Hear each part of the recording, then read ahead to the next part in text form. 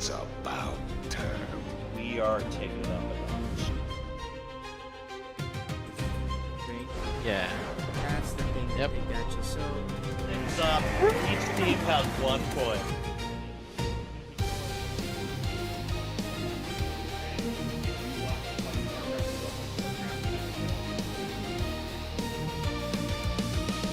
Oh, my slide.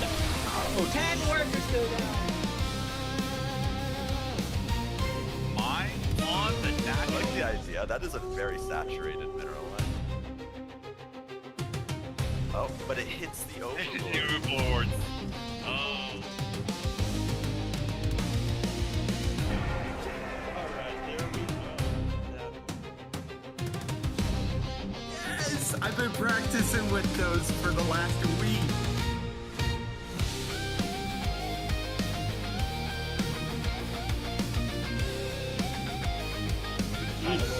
He's got his medication on hand. Oh, but he gets surrounded. Oh, and he question marks him. Oh. BM's his friend. I like it. It's always fun when you play your friend.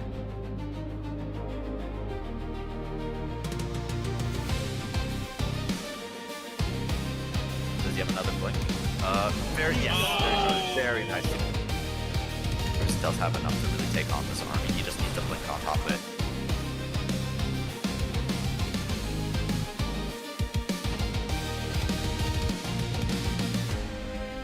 Finish off those cyclones. Looks like he's mostly defensive looking. Oh, there Yep, we go. there we There go. we go. There's the One. snipe.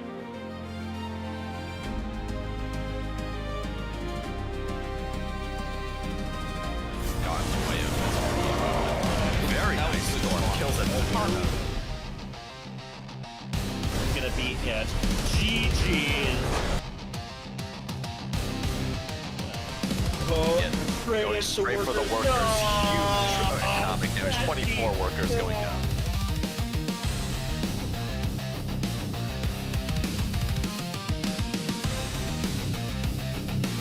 Oh no, that's a bad storm. That he walked through all the Protoss units got stormed there. Very few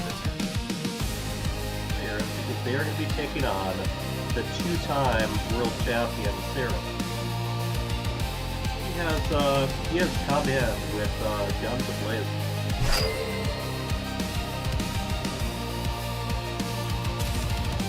That is currently 30 units. We have the GG.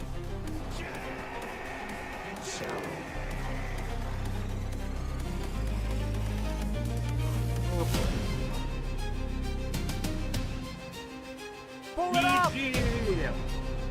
Minnesota Warcraft FSL team manages to get a GG. A very good try overall.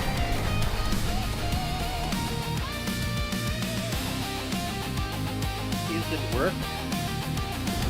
You know? Oh, you're not.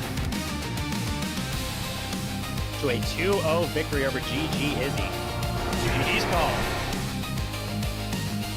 7-10, multiply there. We have the GG. Alright, great.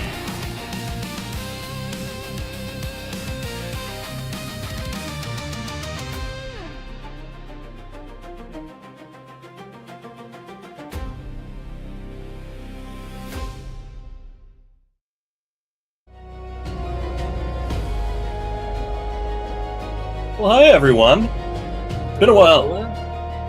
Hey, duty. Hey. Days So- to be exact. Yeah, we are continuing on with our championships, aren't we? We are a little ways into Code S now, aren't we? Yep. This will be the second Codas match? Yeah, second Codas match. Yep. Yeah, I think the first Code S match was won by none other than JMPZ. Yep. It was against the Code A champion, Papella. Grats, Papella, on that Code A championship. That was a really fun best of 5 with possibly maybe and Papella for that. If you missed it, I recommend going back and watching last Saturday. Or Friday. Check out the Storm Game on YouTube, people. There's Yeah. a treasure trove there. Yeah. Basically, you can see the bracket here. I will be playing LittleReaper first. We don't know exactly who's going to move on. Whoever wins moves on. It's kind of like a King of the Hill tonight. So, Yep. whichever one of us wins will play GreatArchon, and so forth and so forth. And you just basically move your way down. So, me and LittleReaper both have a chance of playing 4 sets tonight if we keep winning. You know, you win games, your reward is more games. I have my popcorn, I got nice soft drink. Pretty soon, my office is going to look like the floor of a movie theater, and I have no problem with that at all. Oh yeah, that does not sound like fun. It's why I've got a carpet scrubber, okay? And why I have 2 dogs. They love popcorn. Yep, and special guest tonight, Sunny D, helping us out with some Hey, man. commentating, because we're not quite sure how long I'm going to be away, but we wanted to be prepared, so Sunny will be helping us out. I'll do my best. That's right, everyone at home, take your bets. How long will JMPZ last? And here, did we want to just... I know we wanted to talk about a couple things. One is that we're looking at the possibility of attending SC for All. Having they were willing to, I believe, set a little bit of time aside for FSL just to do a match or 2 on the stage. Yeah, we haven't quite decided what we're going to do. Maybe hold a tournament, and depending on, who makes it to the finals, maybe we let those 2 players play live on that live stream, or maybe do like a pros versus Joes type thing that they've done before. Obviously, it's all in talks right now, and they're trying to figure out what exactly we can do, but ideas are open, and hopefully we can get some FSL time. Yeah, for those who don't know, SC for All is an event that's going to be held over at Nerd Street Gaming in Philadelphia. We have done a little bit there before. There's going to be actually some pretty big names there. Maru, Artosis, Zombie Grub. Trying to remember some of the others, but it's way off in December. So. You can tell you are a caster when 2 of the names you mentioned was literally Artosis and Zombie Grub. Hey, I would, who knows, maybe I can even lure them up to cast alongside me. Sky's the limit, but it looks like they're pretty set, so yeah, we had a Psystorm Cup there a while ago. It's a very good venue. Yep. And then, meanwhile, BlizzCon is right around the corner. I know they just announced that, I guess Simu Liu of that famous 7 Night Live sketch with the first Asian man to beat StarCraft II plaque. If, you can look it up if you want to, but yeah, he's actually going to be playing a StarCraft II match at BlizzCon as part of that Blizzard Classic Cup. I don't know who he's playing against. Not quite sure, but definitely should be some fun. Yep. Just go ahead and bring that in. Alright, I guess once LittleReaper's ready, we can go ahead and get started with our first match of the night. Okay. And no, it is not SC2 for all, it is SC for all, because not only is StarCraft II going to be there, but they're going to have a Brood War tournament, and they're actually going to have some StarCraft 64 competition for people who really want to torture themselves. Yeah, trying to control all that with the Nintendo 64 controller sounds like not very fun. My advice, read the instructions. There's a bunch of like those C directional buttons. You can use them to automatically just select one or a bunch of the things nearby. Can I get sent to the stream channel? Yes, you may, LittleReaper. Welcome, LittleReaper. Hey. Hello. Let's get him on camera too. So this is the gatekeeper for the next round of Codas matches right here. Yeah. Also known as the Adult Slayer, or whatever his nickname is. He definitely beats up on us old guys all the time. He is actually the #1 cause of hair loss among middle-aged men. You can forget all the other things they say Rogan can solve. You got to practice up against this guy. Yeah, for sure. All right. Well, LittleReaper, you got anything to say to your fans out there? I'm gonna beat JMPZ. Oh, Oh. no. Fair enough. Well, I Also, hope not, but I know it'll be a fun series regardless. Yeah, did you pick your first map? We're gonna do Rainfall first. I don't think Oh, he's we are? decided on his map yet. I'm not Yeah. ready. I don't know. Oh, wow. Okay. Alright, Rainfall it is. We are going to separate the two of you, then send the two of you hurling towards each other at deadly speed. Good luck, have fun.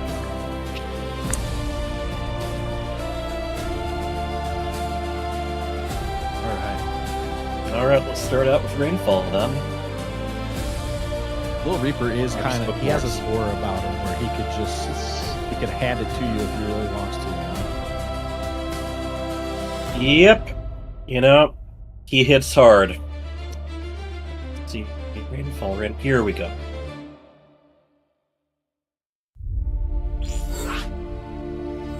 And yeah, he put on quite the show when we did that Psystorm up at Nerd Street Gaming.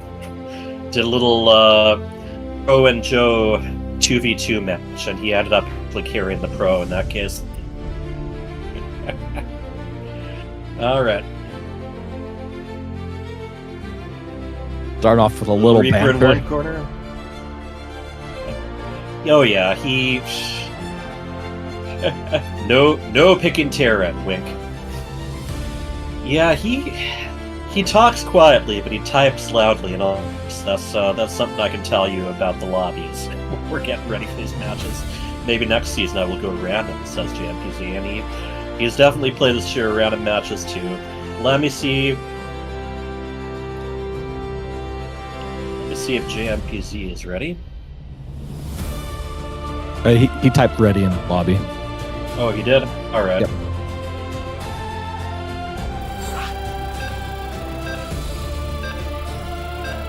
JMPZ did just reach Diamond 1 level at 3.8k. It's pretty impressive. Yep, new high point for him. I think I'm currently at Diamond 3 still. I don't know, he was actually talking about, focused on one race at a time. Right now I'm focusing mostly on Zerg. And away we go. In the upper left, we have the pink Zerg. He is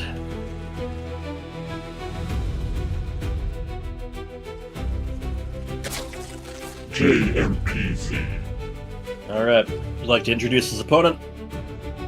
In the bottom right-hand corner is the slightly mustard color orange. Is the Protoss challenger, and he is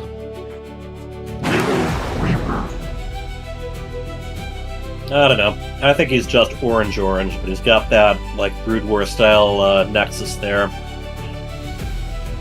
I remember when they used to do, blown up screenshots of the specific maps. They used to always use the Brood War nexus to highlight where the starting points were because it stood out against the background a lot more than the Command Center hatchery. Yeah. I actually hit JMPZ on ladder a couple weeks ago, and he was. I ended up winning one game off on him, but he was starting to work on going to fast hive tech. So I'm wondering if he's going to be doing that here. Well, he didn't miss a beat, seeing that there was a probe in the way of the hatchery. Went ahead, took the third right away. I think that's actually something you can get away with a little bit better on this patch than before. But I'm not sure whether everyone would agree with me on that or not. Especially on this map, at third is kind of like a pocket base, and the way that it's positioned, you could actually get out of position, and it makes it a little harder to defend if you don't know anything's coming. Well, I'm sure he's studied LittleReaper quite a bit. LittleReaper loves to make that first gateway push count. So it's all about working your way up to survive in that.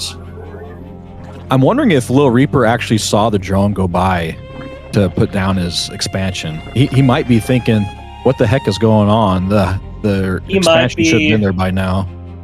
But it's not that unusual. Instead of wasting time and then go... You got a couple choices, basically. You can start your spawning pool early, or you can just keep going and just grab the next hatchery along. And you see, he's already checking to see whether he took that 12 o'clock base. He did not.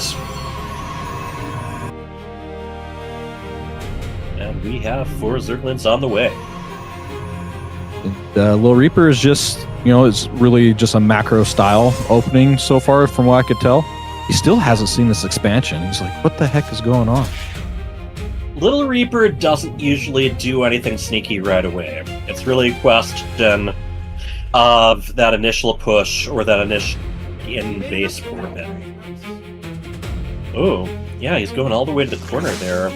Maybe he actually was a little bit thrown off. Thinking so. But yeah. Alright. Well, 1 probe down now. And Even speed.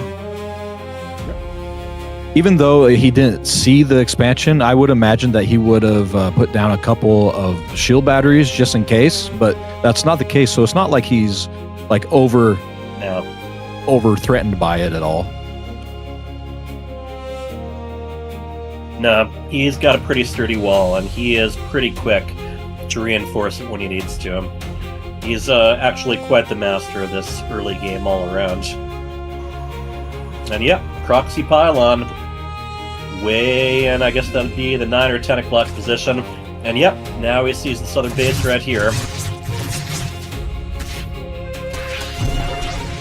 Okay, the last of the Pro Scouts has been eliminated. LittleReaper getting a sentry in production. I'm assuming he's going to get a hallucination and just get a full idea of what his opponent has. Meanwhile, Lair is just about ready to finish up. Wonder if he's going to go Hydras here, maybe? It doesn't really have the gas to do that, I guess. He's got a handful of options. That hallucinated Phoenix actually wasted a bit of time pretending to attack that Overlord while everyone else was doing the work. But yeah, LittleReaper is getting ready to make his big move. Multiple gateways on the way, 6 of them. Warp gate tech has completed. Yep. Now, there's been a lot of discussion about the warp gate timings compared to just a regular gate. What do you think is the best way to handle that? I think it depends what you want to do. I usually, if I am playing Protoss, I usually wait to change things into warp gates until I'm just about to use them. But if you look at what he's got out there, he is just about to use them. Yeah. And this is going to do a lot to negate his opponent's defensive advantage, even though he had to spend a little bit of extra minerals and gas on it. So it all depends what you want to do. I don't see a warp prism with all of this, and his opponent now knows where LittleReaper's army is. So that's the big thing. The element of surprise is already over.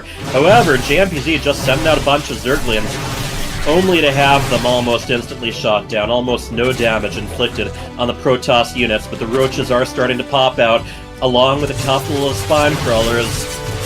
And the queens are coming back from behind to help out too. This could be tough to hold. This is exactly where LittleReaper excels. He gets to call the shot on when the first fight is, and he makes that fight count. None of these spine crawlers are going to complete. And that is not a lot of queens. The Roach is forced to just kind of file in here.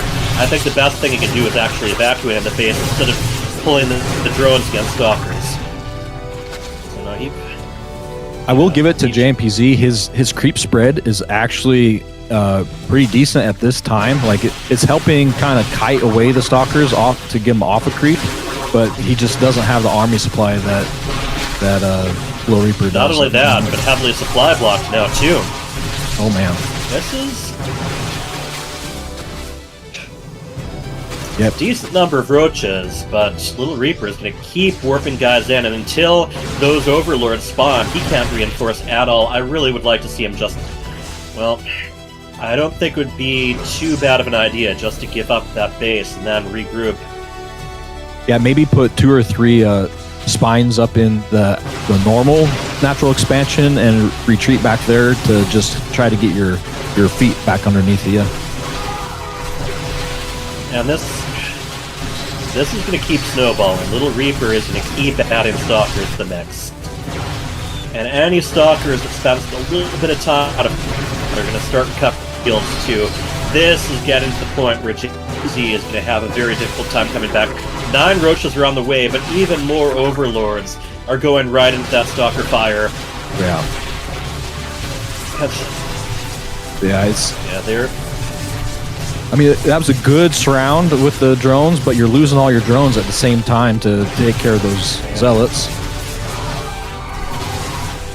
I think that's less the drones from that base. He's going to want to try to stay on creep. He needs to keep getting more out. He needs to try to reinforce faster than his opponent can. And this is where Warp Gate really comes into play. If you can keep warping them there, you can reinforce just as quickly as your opponent can. He is getting pushed back little by little. I don't know if JMPZ could keep following him, though. The Stalkers can just kite for days. They're very light on their four legs. Let's put it that way.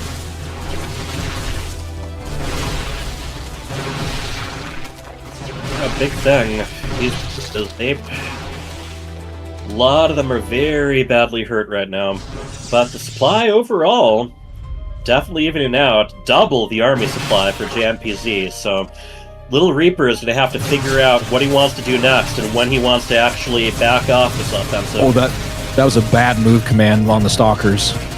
I think they tried to go for the surround on the Roaches, and they got kind of cut off by all the Zerglings. And there's no blink or charge right now, so little bit of a limit of effectiveness, especially on the Zealots. And here we go. That initial push was eventually eliminated. JMPZ lost a lot of workers, but he is still alive. He's got a lot of worker count to make up, though. He does have 3 hatches, with certain Zerg buffs with the larva update. Certain Zerg buffs. Yeah, those darn certain Zerg buffs. I hate those certain Zerg buffs. It's pretty amazing how fast that decent Zergs can drone up when they're behind like this. It can definitely help you recover a lot more quickly, even after losing a bunch of queens. Yeah. Now, LittleReaper is adding a Stargate to the mix. I'd like to see just how committed he is going to be at that air technology. JMPZ needs to keep his army together. The whole idea is to use those Zerglings to absorb a shot or two and then get in the way of the Stalkers trying to kite. Roach speed just about to complete, as well as +1 attack. So this is where, especially with this supply count, JMPZ could really turn things around if he takes the fight right now. We've got a Void Ray being gradually warping from that Stargate. And +1 air attack, so that's a little hint that LittleReaper might actually want to double down on the Stargate tech as he goes. Those Roaches moving a lot more quickly now. Yeah, I like how LittleReaper is trying to maintain map control here. He's constantly moving his Stalkers around the map, just trying to catch JMPZ out of position just a little bit. But the creep spread is starting to creep onto his side of the map. That is some extra mobility for you right there. So let's see what he can do. He's some of those Zerglings getting lured away from the rest of the army, and that Void Ray is going to be able to add a lot of extra damage. Especially with the prismatic alignment, even though that is what it's called. Yes, it's very good. It does cause for slower movement, but it does a lot of damage. Yeah, as long as your Stalkers are staying within range of that it's going to benefit the whole battle.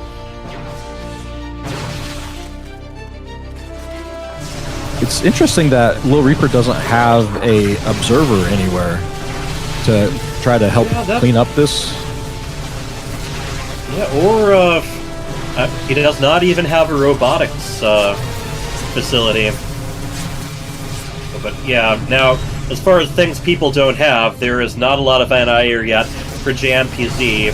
He is getting some Hydralisk out right now, though.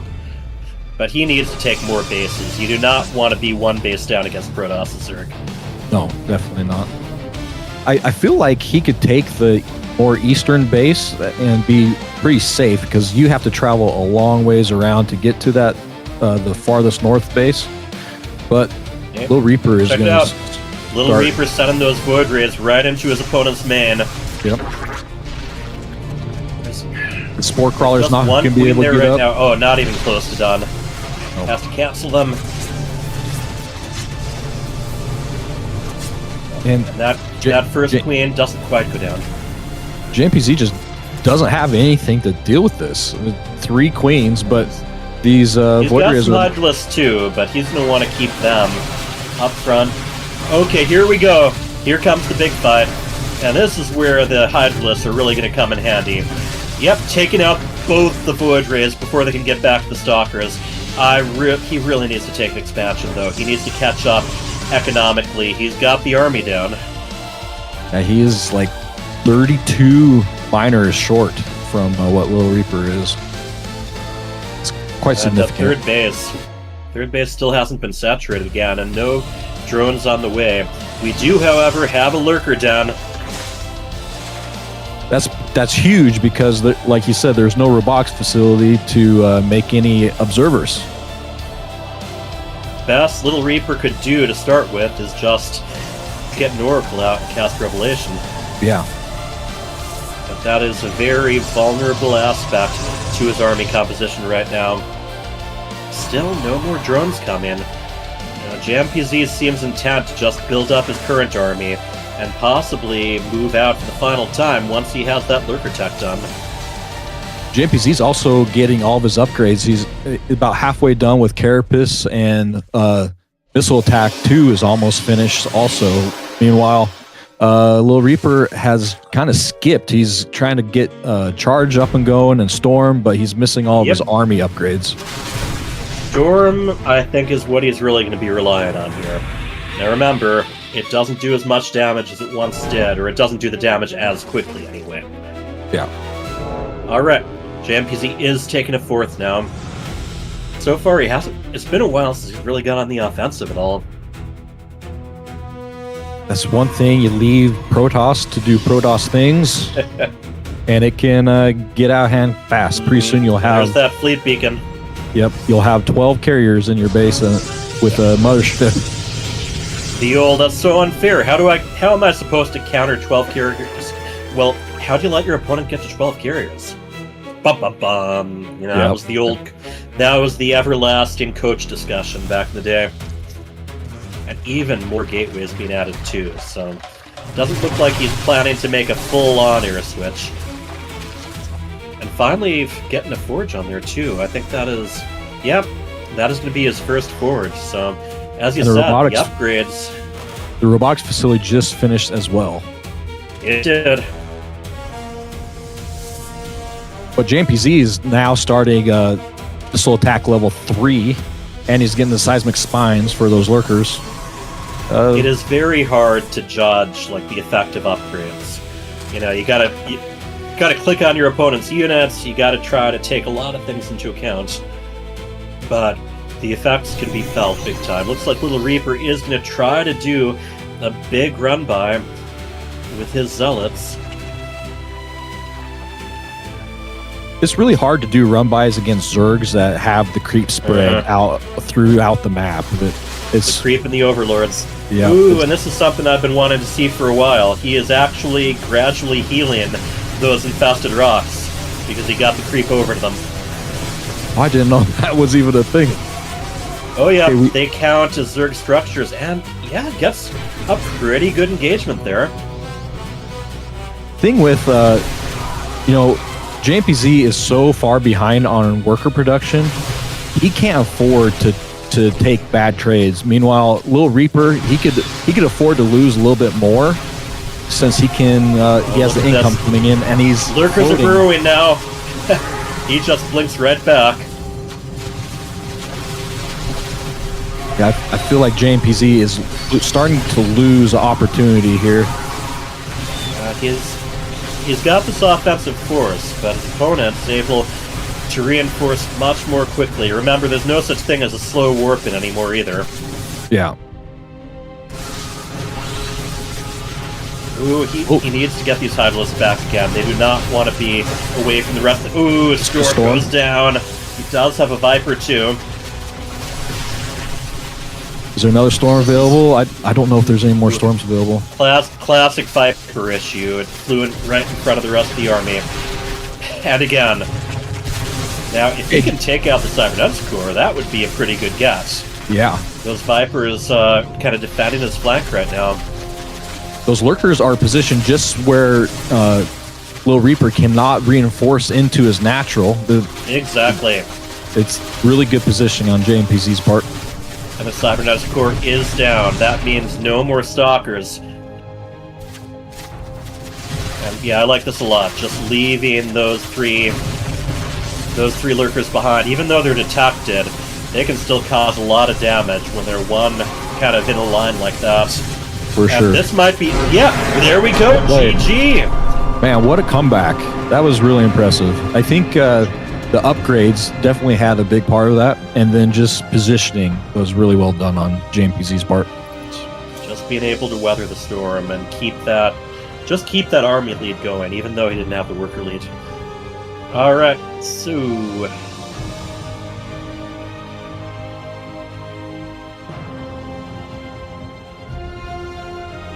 let me see...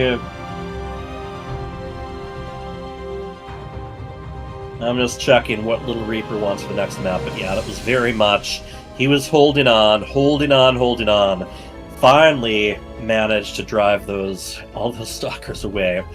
And just basically managed to keep those upgrades and army production going and just even things out despite that big economic deficit. Alright, Eternity's Edge is going to be the next map.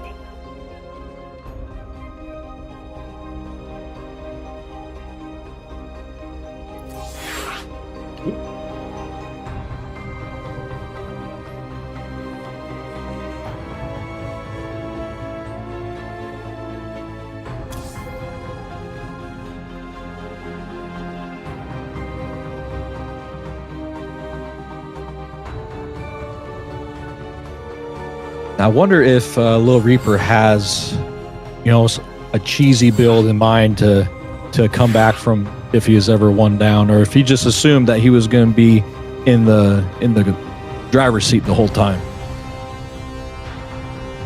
Well, usually it's all about just ending the game there or getting a really legitimate lead. He has a lot of variations on those initial gateway pushes. Whether it's a whole lot of charged zealots, whether there's Dark Templar being warped in. It's different, but still kind of the same idea. Just overwhelming his opponent fairly early on. And it almost worked. Yep. It is, even if you see it coming, it is not easy. You are watching.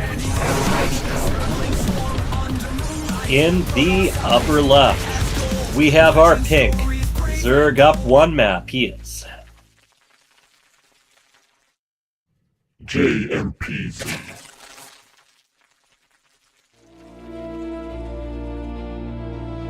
And on the bottom right, he's down one map looking to tie up the series. It is LittleReaper.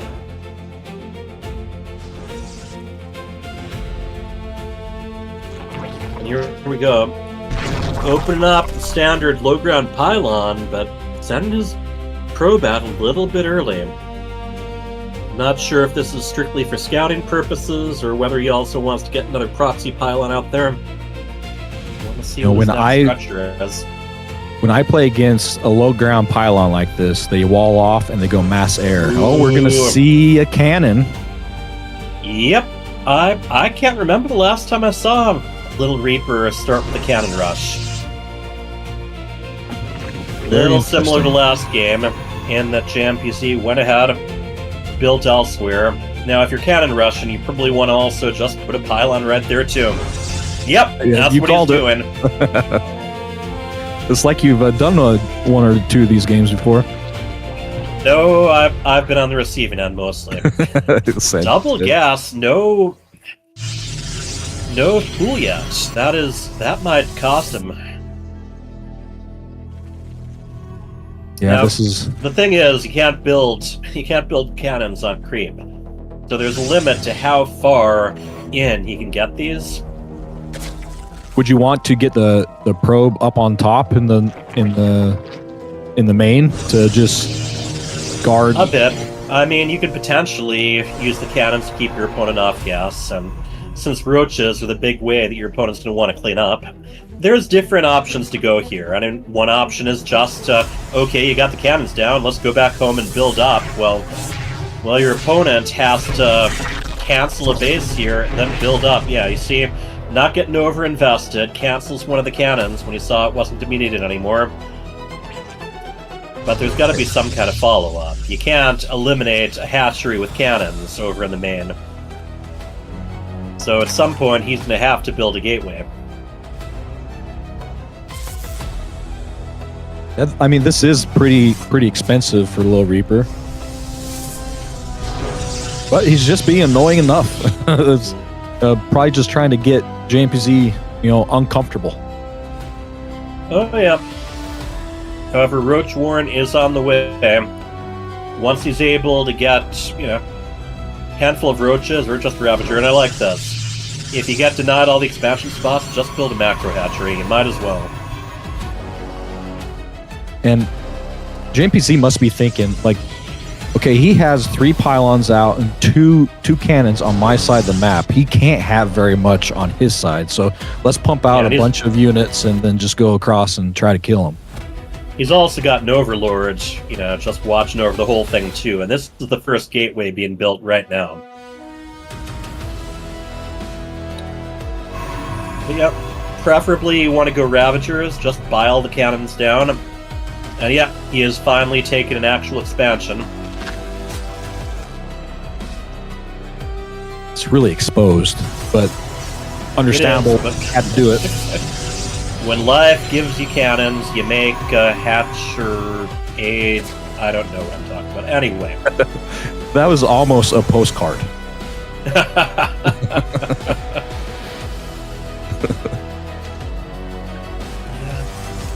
I don't know. I don't think LittleReaper does these kinds of rushes especially often. It seems a little bit of a bumpy transition out of it. Only now getting the Cybernetics core down, starting to mine from his natural. It's a very big investment. Live, laugh, and fast? Why not? Live, laugh, surf the swarm. Live, laugh, and creep. Oh, that'd be bad. Live life for ire. There we go. Alright. So, I mean, at this point, it's almost like the match is just starting. And we are going to have the Stargate follow-up. After a cannon rush, once it's cleaned up, you want to follow up with something. Sometime, most popular ones, yes, are going to be like Void Rays or Dark Templar. You just try to take advantage of the fact that your opponent doesn't have a lot of defenses against the higher level units for a while. At the same time, your opponent can take big advantage of this, make flying or invisible units of their own to try to, well, I mean, preferably flying. Just go for your mineral lens. Yeah. There we go, Void Ray. Would you rather go Void Ray or Oracle? Like to get 2 Oracles and just punish the mineral lines here? I mean, it's tricky because your opponent already is going to have queens out. Probably more than usual by now. So, no, I think Void Ray is a nice way to follow up the punishment. You don't want to overinvest in them, though. They're a unit that once your opponent has the counter for them, they can remain very safe. And yeah, indeed, look at this. The Hydralisk Den already 3/4 of the way done here. It was good read by JMPZ. Yeah, well, we've all been cannon rushed, and we all have.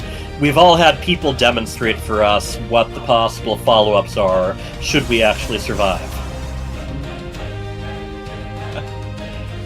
And yeah, it'll usually be something that requires a little bit extra to defend against, whether it's a flyer, whether it's cloaked. And there we go, LittleReaper showing his hand already. Taking out an Overlord, but now JMPZ knows exactly what's coming. And he's just going down there, checking out the gold base, seeing if LittleReaper is trying anything especially sneaky. And this is looking a lot like last game. JMPZ is going ahead and getting his upgrades while he's, half a worker production. And LittleReaper is just trying to get map control with the Void Rays and keep being annoying. Yep, trip his opponent up, supply block him, and here comes the Void Ray into the main.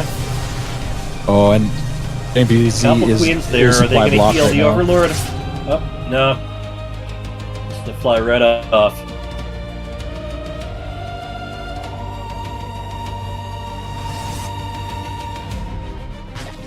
Okay. Still supply blocked, actually. Just barely, but still counts. I think he lost three in total there. That hurts. JMPZ is starting to move across and try to do some sort of damage just outside of the Zelnago tower that LittleReaper is controlling. This is going to be a surprise for him. Not supply blocked this time, and there are queens back home, and queens are not armored units. Oh, the Nexus does complete. Here come the charge lots. Good Biles.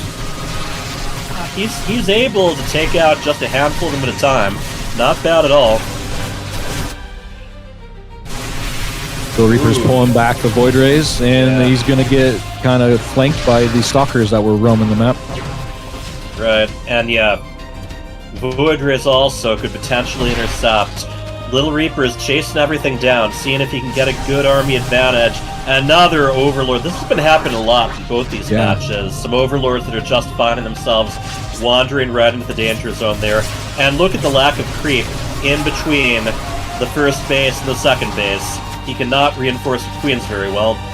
No, having that extended natural is starting to cause some issues now. You can't connect the two creeps together. He's really not even spreading creep right now.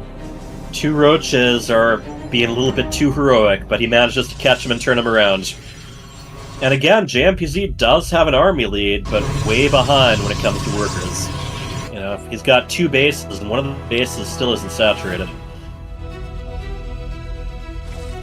And this is something that I've had to really teach myself. It's like, sometimes after I shut down some kind of rush, I'm still in defensive mode, and I keep waiting to make more workers. I keep making more army, and then forgetting, oh, you know, I'm down a base, maybe two bases.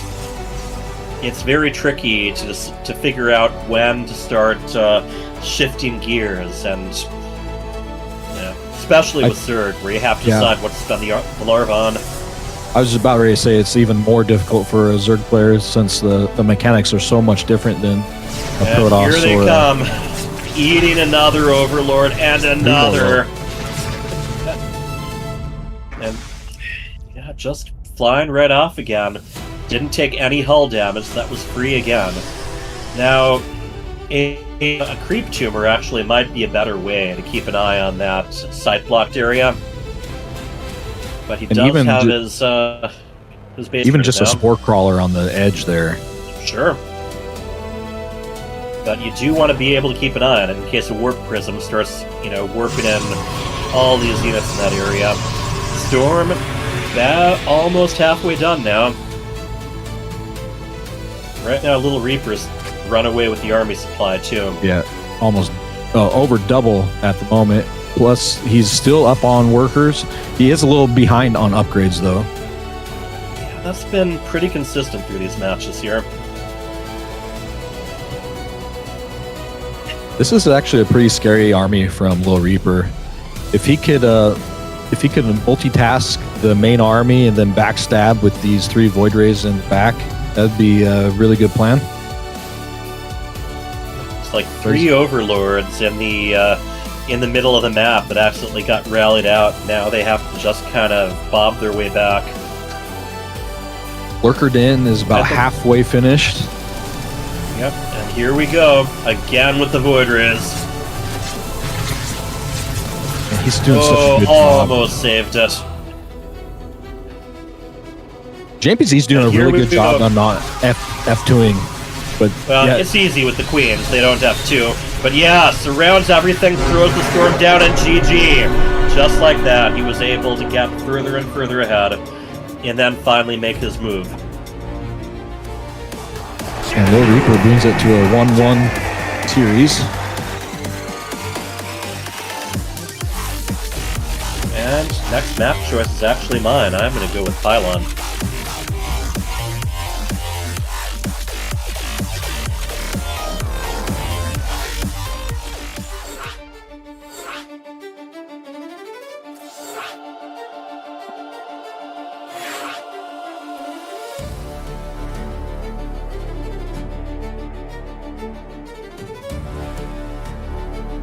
Alright, this is the big decider match between the two of them.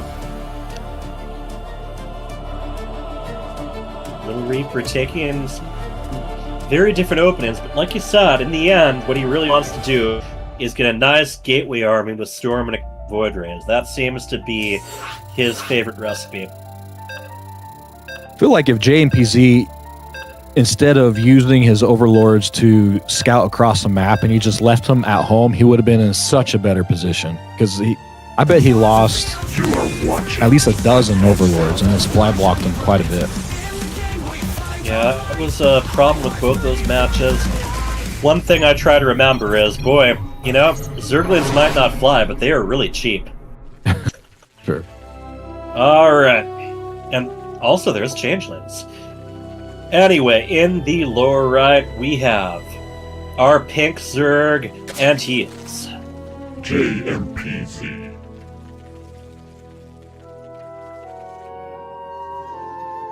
And in the upper left, we have the challenger. He is LittleReaper. we got a similar opening from LittleReaper, a forward pylon. Right, sending the probe out as soon as that pylon was planted. However, this time around, JMPZ is going with the spawning pool first. Playing it a lot more safely. He sees that probe.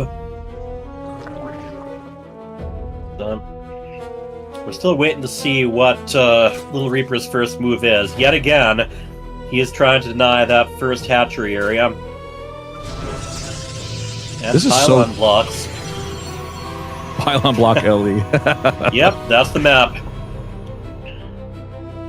You know, Make it there in time to put the hatchery down again. Yep. But wait. Oh. Not enough minerals, not enough. You can just hear the overmind. Not enough minerals. Ooh, even just kind of playing around with LittleReaper. He's got his spawning pool all done. He's got 6 Zerglings on the way. And away they go. LittleReaper still... he doesn't have anything.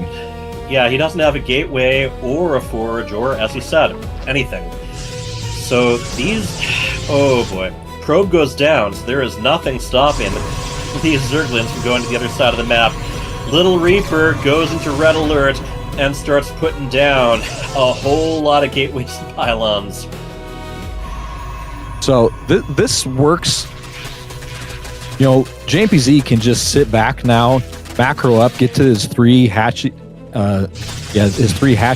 and then just sit back and tech up. Because Right. Oh, they are inside. He does get through. Oh, Yeah. I'm not sure what the correct call is here. Should he You go? do a and- little bit of back and forth. You force the probes to engage by focusing on the pylons. And yeah, just like this, that is a very strong start for JMPZ. for sure. And yeah, exactly. He can stay out here. Those zealots being chrono boosted. Now who's going to be supply blocked? And that one LittleReaper gateway does is have a not bit powered extra. anymore. Oh, you're right. He can only get 1 there. And JMPZ, compared to the first 2 games, he is starting in a very comfortable position. Even got to take his natural hatchery for a change. Those probes right now are not mining. Some of them are being lost. This does not look Yeah. good. Yeah, he's not stacking them or doing anything fancy. So, yeah, I think Well, I guess he interlocked stacked there, a little. Yeah, that was what I wanted to see a little bit more of. But more and more Zerglings are just streaming in. And those probes are going to try to find a new home. Nope, they are going to stay and fight. And they're going to die. GG, JMPZ has weathered the storm.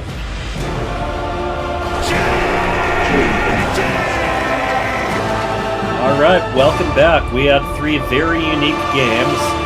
JMPZ, congratulations on Game 3 for not only winning, but finally successfully taking your natural first. Yeah, that was the goal. At Game 3, I kind of wanted to move the drone down and make it seem like I was trying to take it, and I didn't have the 10 pool, and I'm not sure if that worked or not, but I think it did because he didn't have a gateway back at home, so I think it was okay. Exactly. Yeah. And, I think it was a good call. Yeah, once I saw the lings get out and I saw the front of his base, I was like, oh, I'm getting through that. It just, from that point forward, I just had to hold down the Zergling key. I feel like the second game, JMPZ, I don't know how many Overlords you lost, but I think that's actually what lost you the game. Those 2 or 3 Void Rays are just moving across the map, and LittleReaper did a really, really good job just keeping you on the 2 bases. Yep, yeah, he did a really good job at that, and he did a really good job following my drone around and not letting me get that base up. So, yeah, very well done for him in that game 2. First map, he actually did an excellent job keeping you on 2 bases, but eventually you were just able to really rank up the army count. Yeah, it was. Yeah, very good job covering that area with the lurkers. Yeah, I thought I was going to lose that game too, or game 1, I should say. But yeah, it definitely. Once I got the lurkers and I was able to start getting on the other side of the map, I felt like I had a good chance. All right, LittleReaper. Very well played, both players. Yep. Congratulations, LittleReaper. You did not make it look easy or even comfortable. Very, very hard series. Something I would expect from him. That series could have went either way.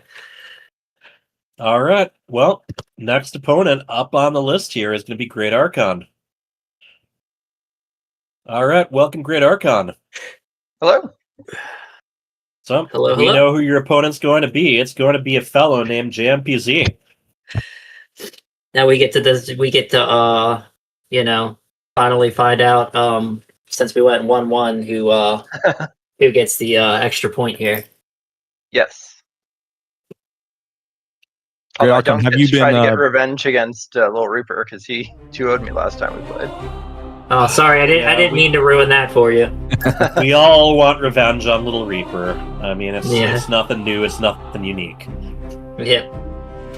GreatArchon, have you been this season? You've been kind of struggling just a little bit with your matches, but have you been doing anything special to prepare for this championship? I've been playing ladder, mainly actually random. Just I like the variety, but I'm going Terran for tournament. Unless another random player shows up. Yeah. JMPZ, I know you've been laddering a lot. Is there? Have you been practicing with anybody else off of ladder, or what I practiced with Papella a little bit. I was doing some what we call Q roulette, where I was queuing one, Nuclear was queuing one, and we were talking through the games as they were being played and stuff like that. So, but honestly, I feel like just playing the ladders where you're going to get a decent amount of practice. Yeah, you can try to play against someone and tell them what build you want to practice against, but at the same time, if you know it's coming, it doesn't really help you. You still have to scout it, etc., etc. So yeah, it's definitely if you want to get better at the game, just ladder. But laddering is really unpleasant sometimes. Yeah, but I mean, if you can stop the cheeses from the ladder, you can stop anything. Sure. All right. Do either of you have any map preferences? I'm up for anything. Yeah, I'm cool with Rainfall again. My map pick for the night will be that. Oh, all right. Just one Rainfall after another. Got it.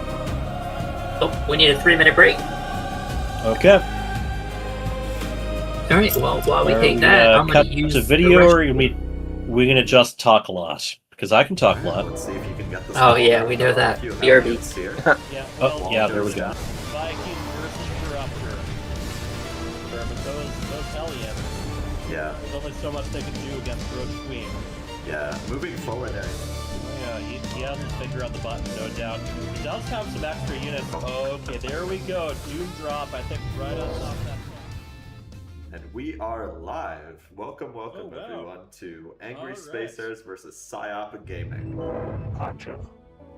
Lanix We are in full whack-a-mole mode here, and they are dropping the locusts. And now the Marines being lured over there, and in the meantime, that natural completely undefended. The locusts pouncing on all the FCVs. Yeah, Oh, those ultras don't have a lot of armor though. No, they do not have their extra armor yet. So, yeah, it's one of those things about. And we got the GG. We got the GG. Alright, let's see if you can get this wall down. There are a few Hellions here.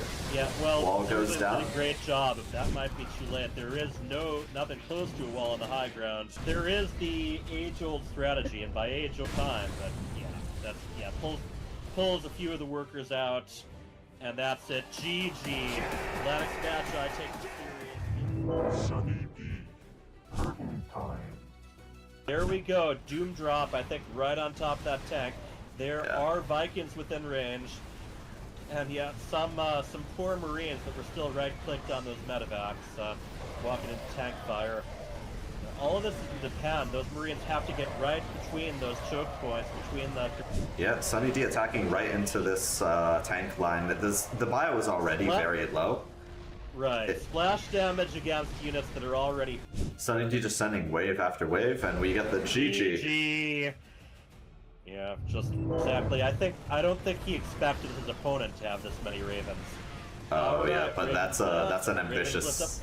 Yeah, that was an ambitious drop off. Every single one of those Vikings went down. The air armies clashing each other, but now we got Marine support, and we're getting a lot of damage done here. I don't spend those minerals on. Oh yeah, no, I just looked at the minerals right there. GG. Yeah. We're gonna have to reverse again. 21 workers going down. Great damage for just a handful of. Sure, but those Hellions. Yeah, moving forward there into that wall. Yeah, exactly. And one good thing, this attack did draw the Mulus back. Yeah, no, I actually do, but she may lose the third base for this. Bean has to evac the workers here. March them ahead. Yeah. As long as you know the trades are going to be favorable. And he can keep replacing. Lumberpuff saying he wouldn't mind catching Antoine Q in the set. Oh, we got a GG. Alright, and there we go. Bean just scouted this 3 racks. Very fortunate. She knows what's coming. I think it would be more effective to put the bunker kind of in between. Like, you just need to wait for speed to finish, maybe get a Baneling nest if they take out your natural. And speed just finished. He needs to start rallying these guys together. He can't just keep attacking 4 at a time. Yeah. And we GG.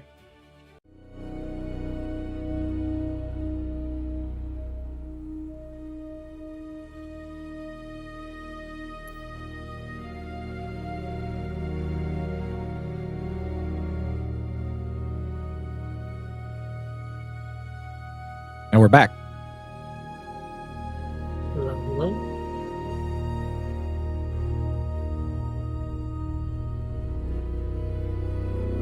Why can't I figure this out? How do I remove a unit off my hotkeys? I think it's you could hit Alt, like select the unit Alt, and I'm alright. But yeah, I was just saying I'm gonna go with Washout for the map pick. I'll figure it out after this.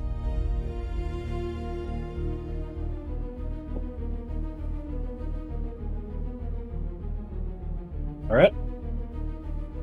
Can you hear me loud and clear? Yep, hear you. Can you hear me? Alright, beautiful. Yeah, I can hear you. JMPZ versus GreatArchon.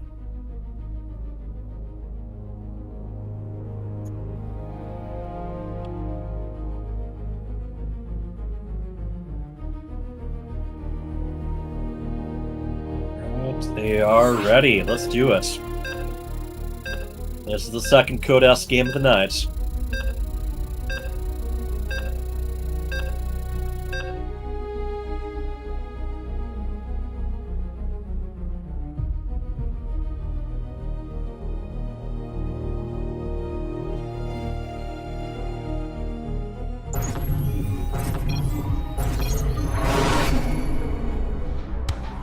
Watching.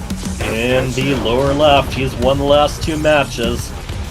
He is the Pink Zerg, and he is JMPZ.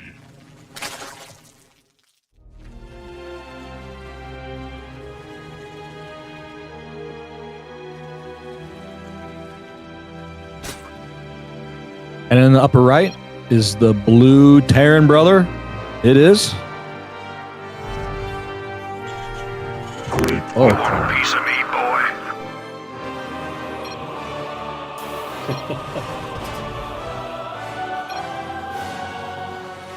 Alright, all depends how new you consider it, I guess. I know there's a lot of community members making their own new patches. yeah, the patches mod is actually pretty fun. Yep, and I think people are very opinionated, but maybe a little bit more in agreement than usual on these. But yep, after having already played multiple games, indeed. But yeah, we're just doing with what's set up on the ladder, so you're not gonna notice any major differences. LittleReaper had to pay for all those warp gates. Unfortunately. Oh, I don't know. Yes, do the spray. Little trademark of GreatArchon right there. Has he ever nuked there before? I think there was one time he tried, but it got canceled. Okay. It's tough to land a good nuke. Well, especially all the way up in the main. Yeah, for sure. You know, maybe you should put that spray somewhere a little bit less ambitious. That's what I'd do.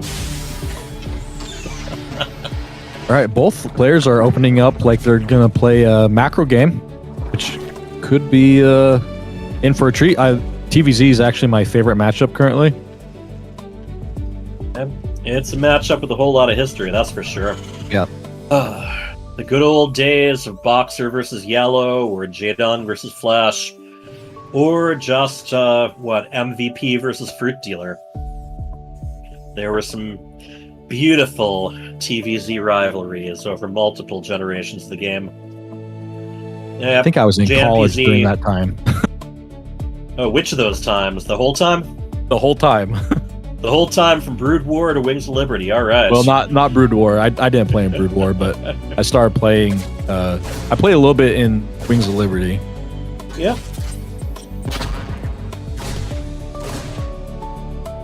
The Reaper is being annoying. I don't know if he's going to be able to get any damage. Yeah, we saw JMPZ made sure that at least to the north of there weren't any proxies waiting around. Already getting to factory tech, reactor being made on the barracks. And yeah, now, even GreatArchon seeing that spore or the creep tumor is actually a pretty good tell that, you know, there's not going to be much early aggression, that the energy was used for the tumor and not larva. That's a very good point. Yep, still, he's got that bunker up just in case. He sees the third. That's pretty normal. Now, it seems like Zerg nowadays, if they're on one gas here, they could go into they have a lot of different options they go to. If they start taking a second gas, I've noticed a lot of really early roach push where they don't actually drone up the third. They just push out a metric ton of roaches. Yeah, I think roaches are going to figure in most of these ZVT games at the beginning, just because those Hellions are such a favorite opening all around. Yeah. But yeah, there's kind of a point where you start with one extractor, then you start adding a couple more, or you know, maybe around the same time you start your lair. There's options, and of course, Lingbane is also an option, but I think JMPZ really prefers just going the more ranged route.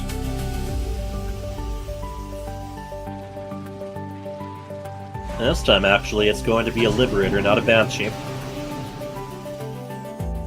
When I play TVZs, I have a hard time getting a Liberator out because they always run into the perfectly placed Overlords all the time.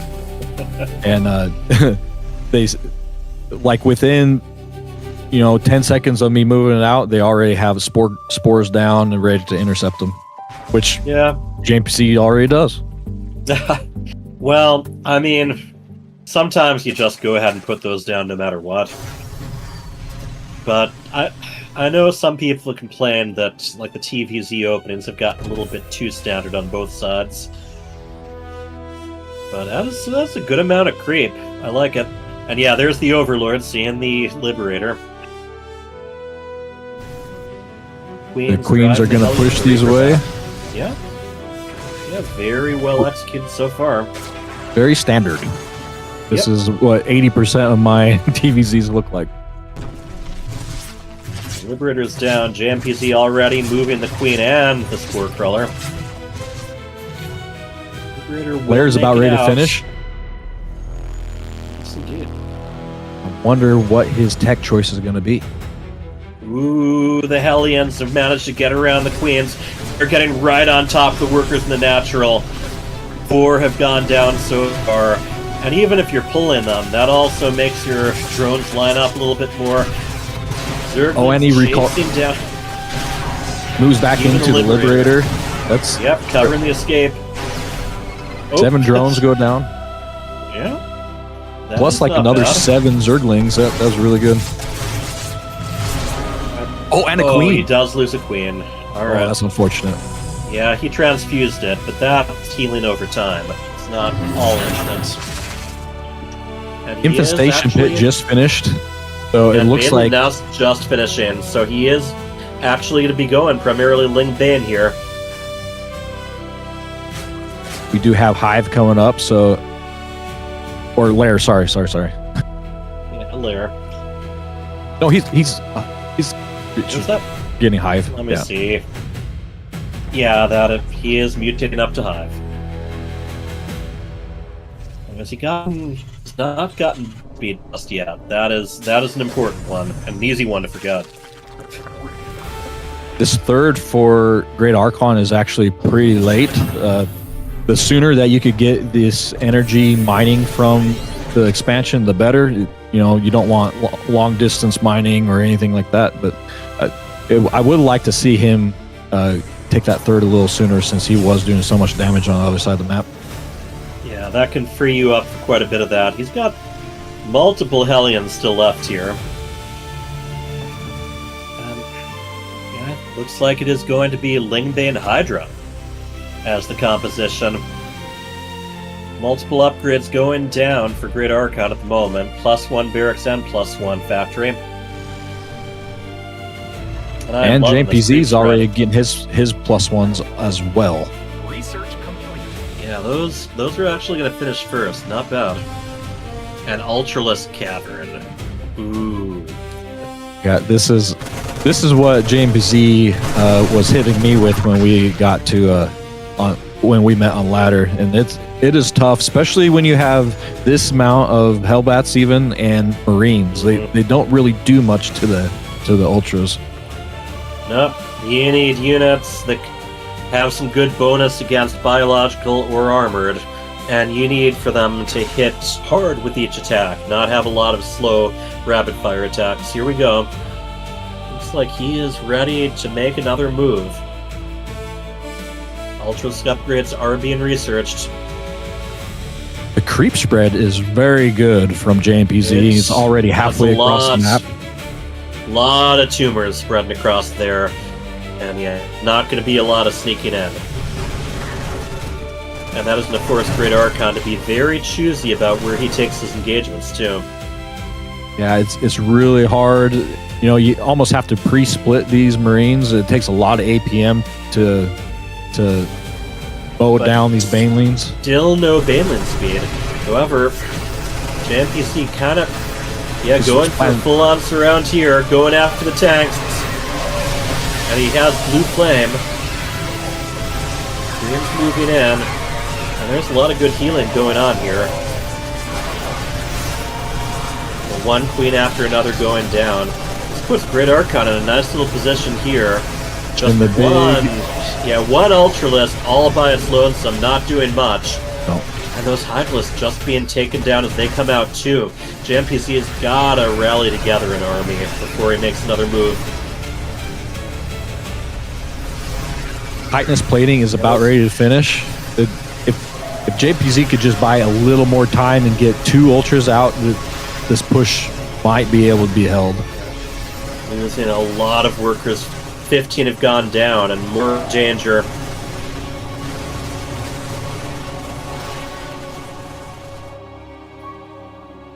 Yeah, this is... GreatArchon has double the army supply and is almost even on workers with JMPZ. Got a bunch of, but it doesn't have a lot of energy yet. Oh, and it's getting rallied out. JMPZ's been having this problem a lot. Just army units being set to those rallies ahead of time, and then not being switched to soon enough. The Baneling speed is at the halfway point. GreatArchon's right here, knocking on his door, sieging the tanks. And JMPZ is going to make one last try to clean all this up. And he's going to hold this. He's going to clean this up, I believe. Oh, those Ultralists are carrying a lot of weight right now.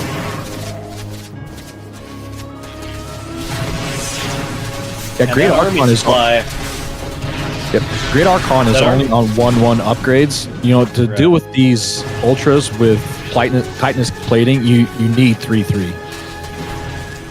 Right. And... supply count can be a little bit deceptive right now because a whole lot of it is in medevacs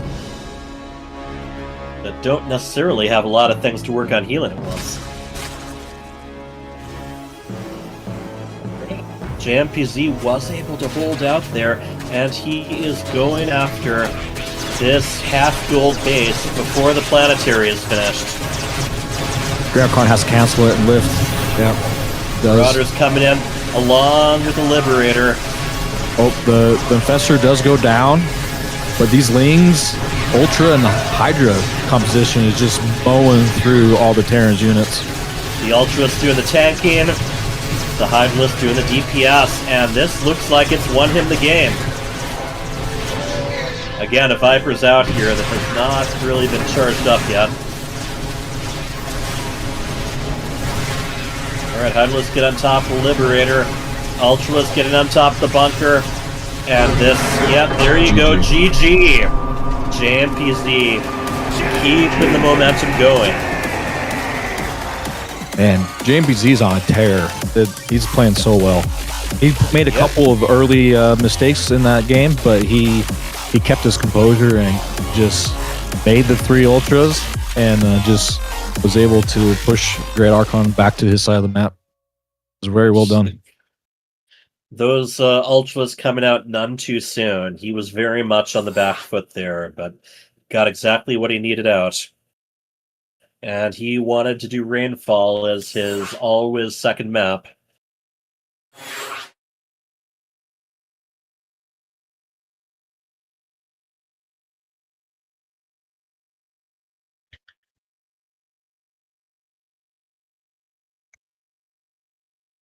And GreatArchon always likes to do kind of a GLHF with each of the different races themes here.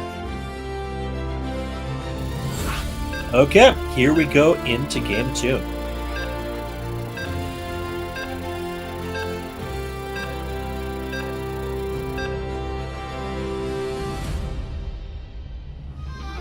You are watching FSL.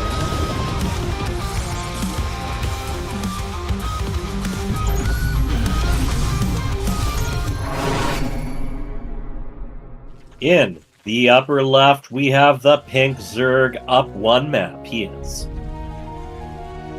JMPZ.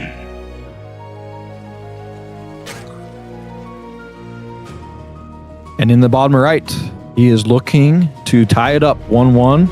It is GreatArchon. Piece of me, boy.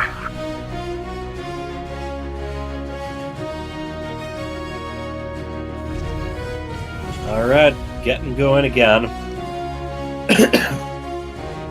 JMPZ almost always open pretty standard unless his opponent forces him otherwise. And that's probably what happened. GreatArchon he did have that one Hellion run by, but he didn't get much other economic damage done anywhere else. And when you leave Zerg alone to macro up in the early game and they get to 3 base full saturation, it could be really hard to deal with it. Yeah, he was able to macro a lot more comfortably than he was against LittleReaper. Yeah, for sure. SCV Scout moving across right now. He's going to see that the expansion is almost about halfway done. He's going to know that it's not a pull first, and he should be safe for at least a couple minutes. Right. He gets to decide what move he wants to make. And there's that pool now, just getting started.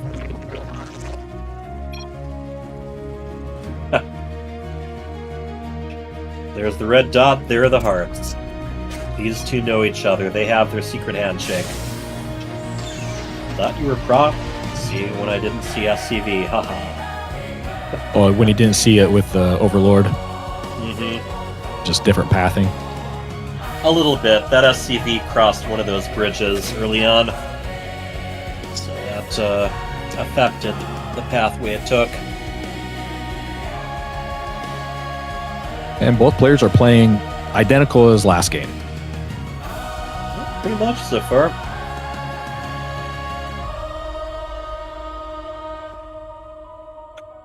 By the time this Reaper gets across the map, there's going to be 4 Zerglings and 2 Queens. Yeah. I mean, the Reaper can still get a little bit of annoyance in. It can still check to see what JMPZ out. There we go, fighting the Zerglings on the creep. Yep. And JMPZ just alternating between them. Factory halfway done right now. JMPZ did pull off gas. What does that normally mean? I mean, that's just pretty standard. Okay. I mean, the big question, first, when does he put them back on gas? But second, when does he start taking more geysers? Okay. GreatArchon has money for his third now. Oh, he almost does had get that one. Reaper cornered. Oh, does he... Not quite able to chase it down, and pretty soon it's going to start healing again.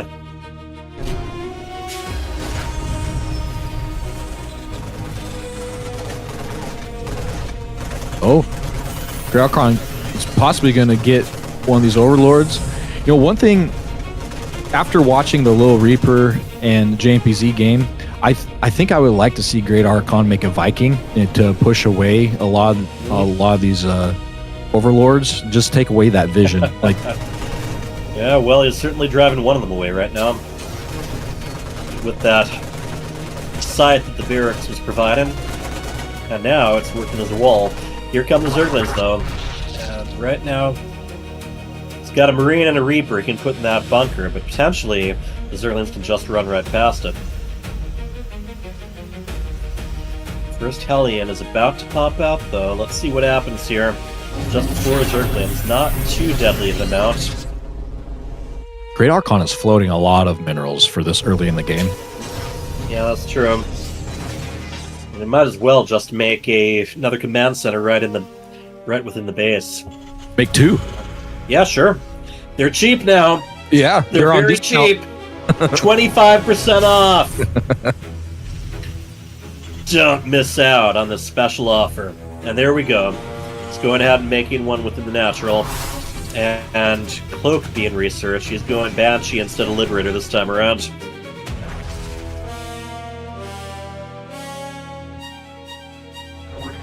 Yeah, I think GreatArchon's early game is just slightly not polished yet from the... I know the patch is, 3 months old now? But it just seems like he's just missing a little bit. Oh, man. Has it been 3 months? I think so. Let me check Well, it out. maybe since PTR. I don't know for sure since it's hit ladder. Yeah, there were more subsequent patches afterwards, too. Let me see. The final of them was July 16th, so like a month and a week. since the most recent hotfix patch. That was the one that changed the command center press.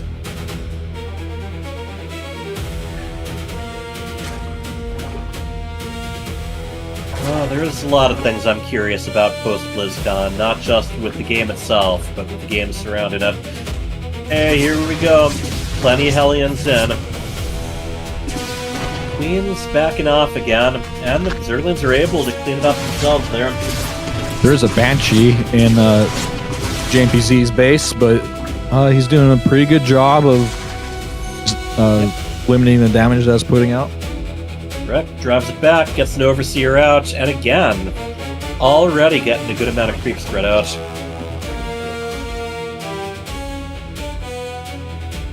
My GreatArchon is landing his third, but man, this is so many units from JMPZ. Right, he is in a good spot here. He's gonna deny this third from landing. Yeah, he is. Well, I mean, they're both doing some third denying, and I don't think that was a cancel there. Alright, Zerglings incoming.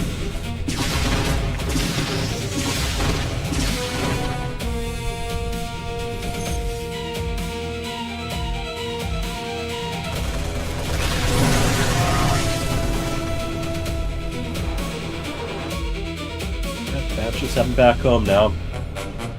26. JMPZ's doing another really good job about spreading his creep. It's something that he's just consistently doing. It's really impressive. And that he's been able to do a lot better against Terran than against Protoss anyway. Or at least against GreatArchon than against LittleReaper, who was very much doing a good job keeping him on the back foot. I feel like GreatArchon is just he's being extremely passive right now, and the longer that he sits on 2 base without doing any damage, he's just getting further and further behind.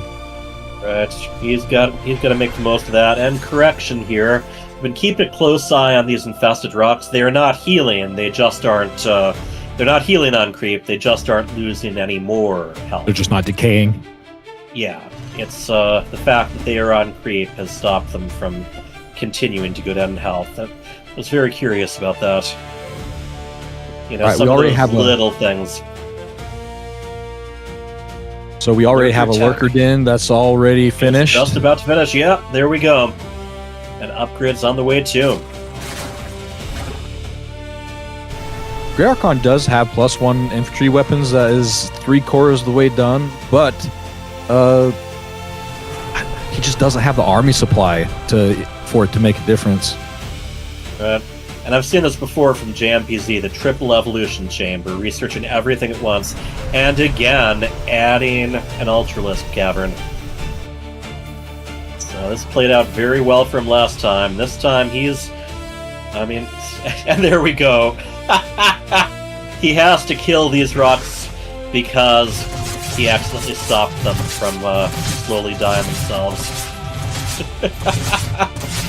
The 3 Banshees do pick up on this 5th base that just got pushed down. It's a good council. Right, you got that in. Look, he did make a Viking, and it's out on the map. It's not really doing much at the time, but I'd like to see Adrenal Glands. Oh, there we go. It has been. Adrenal Glands has been started. All right, Queen versus Banshee. All about the transfuses. Sends in a bunch of units that don't shoot up out of reflux, but backs them off again too. And right now those Queens could potentially do quite a bit of chasing down of enemy units, but they're just gonna step back.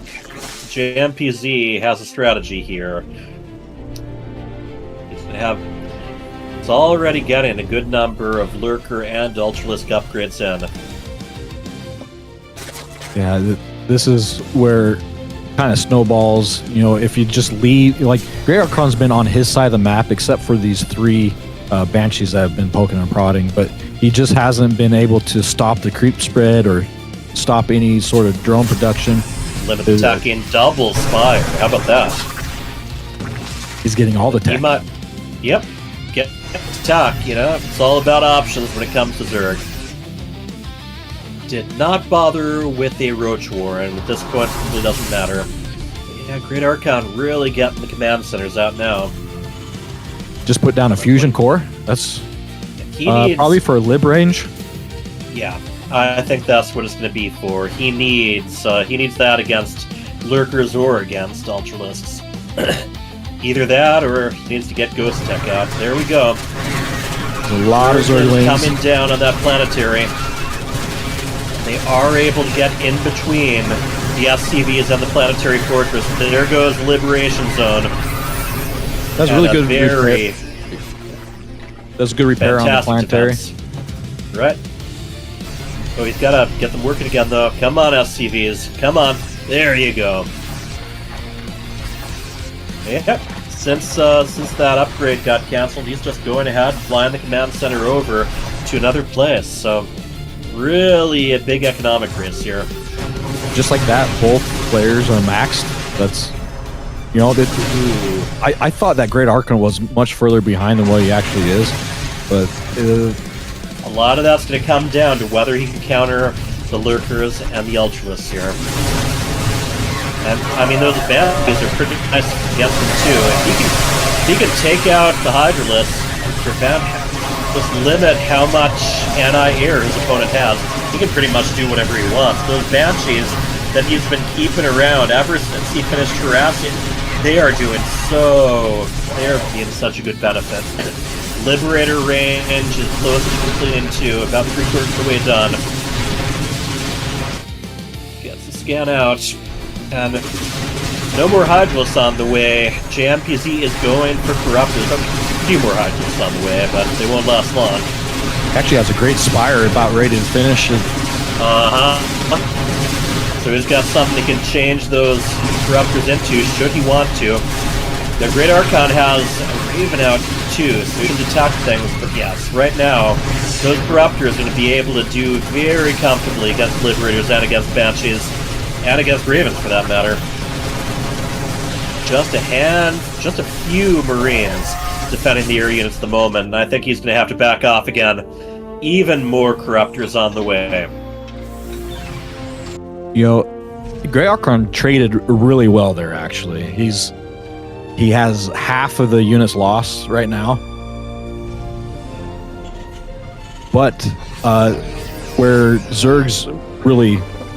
their big strength is they can remax a lot quicker than with completely different armies too. Yeah, and that's what he's doing now. He's remaxing with Corruptor, possibly Corruptors that are going to be changed to Broodlords. He's still going to need something to take out the anti-air, but there aren't. I mean, he's going Thor. I don't see a lot of Vikings being added though. Just a couple. Well, he might have a suspicion that the Great Spire is finished. He's going to start to get out Broodlings, so you need Hellbat, Thor, and Liberators, right? There's different combinations you can go with. I'd say Vikings are great if there isn't a lot of anti-air there, and Vikings actually they don't do half bad against Corruptors either, as long as they make the most of their range advantage. True. But yeah. So the arms race, we are back to it again. Both of them having to try to guess what their opponent's going to throw at them first. Has this game stabilized? This specific match or this specific StarCraft II patch? I don't know if I have a good answer for you either way, but here we go. Yeah, they are both maxing out again, so that's going to push the hand. And we have battle cruisers, weapons retrofit, I think it's called. Thing that gives them the Yamato guns, basically, so... GreatArchon very much prepared to make a big air switch, should he need to. Oh, and the Corruptors immediately on top of the Liberators. The only thing with the Yamato cannon being researched, he only has one starport with the FSL on. Right. Okay. Managing to eliminate all the Ultralisks. Plenty of Corruptors left, though. And we got a couple of Broodlords in the mix, too. He's doing a really good job of hiding into the Lurkers. Yep. That anti-air range for the Thor, as long as you keep them focused on one target. And the Lings are going to clean these units up. Yep. Yeah, there is no factory starport armor right now. So those Lings actually can do pretty well for themselves. They're at +2/+2 with speed and adrenal. Ooh, the supply depots are down. JMPZ is really moving in. His army supply is very intimidating right now. Pushing into these Thors are going to be really hard with just these Corruptors and a few Hydras. We really need a lot more Lings to really hand out that DPS. It is very hard to judge their position based on supply because they both have a lot of units that aren't able to hit a lot of the other units that are in this. Yeah, true. Namely, those Lurkers don't really have anything that can attack them from out of range except for that one Banshee. Now, the Viking is keeping those Corruptors off it, and there is no detection, so that Banshee can do what it wants at the moment. Oh, no it can't because it ran out of energy. Very difficult situation for GreatArchon right now. He has to choose his positioning, choose his fights very carefully. And these Hellbats do have blue flames, so they're pretty much the dead counter against all these Zerglings. But not against the Lurkers. Yeah, if he kites into Lurkers, it doesn't do much good. Yeah, that, I think, yep, GGWP. JMPZ gets another victory. He's on a tear for sure.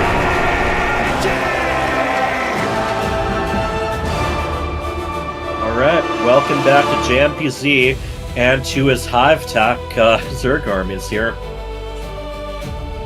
Great game, both of you. GG's, That was fun to watch. GreatArchon, I just don't have a good answer for Ultralisks. Yeah, it's usually the issue. Yeah, I died to... in fact, JMPZ's killed me with Ultralisk before. Yeah, well, you were to take those first couple Ultralisk engagements just fine, but once the Corruptors got added to the mix, you were having a little bit of trouble keeping those air units alive to try to take the Ultralisks out. And if I'm not mistaken, I think in game 1, when you killed my third, if you just pushed into the natural before my Ultralisk popped, I think you would have had it. But okay, yeah. Go back and watch the some replay. of that. 100% sure. Some of that can be the fog of war. Like I wasn't quite sure what you had. Yeah, you were definitely check that VOD out and look at the graph at the end, because there was a point where you were like triple my army supply while I was waiting for those to pop. But yeah, it was definitely very, very close series. Like I knew we were gonna get some macro games, and that's exactly what I expected playing you. So it was definitely fun. Yep, very well done. Oh man, you might be the Codex champ at this rate. Yeah, I don't think I'll get that far, but yeah, we'll see what happens next. I guess I'll be playing against Cranky this time, and yeah, we'll see how this one goes. I'm not sure if he's Sir alive. Maligan versus Game 5 winner.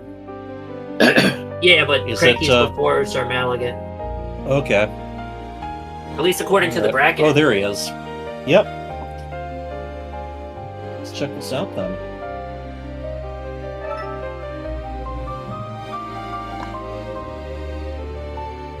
Wait, I was thinking of. Okay. Oh, hello.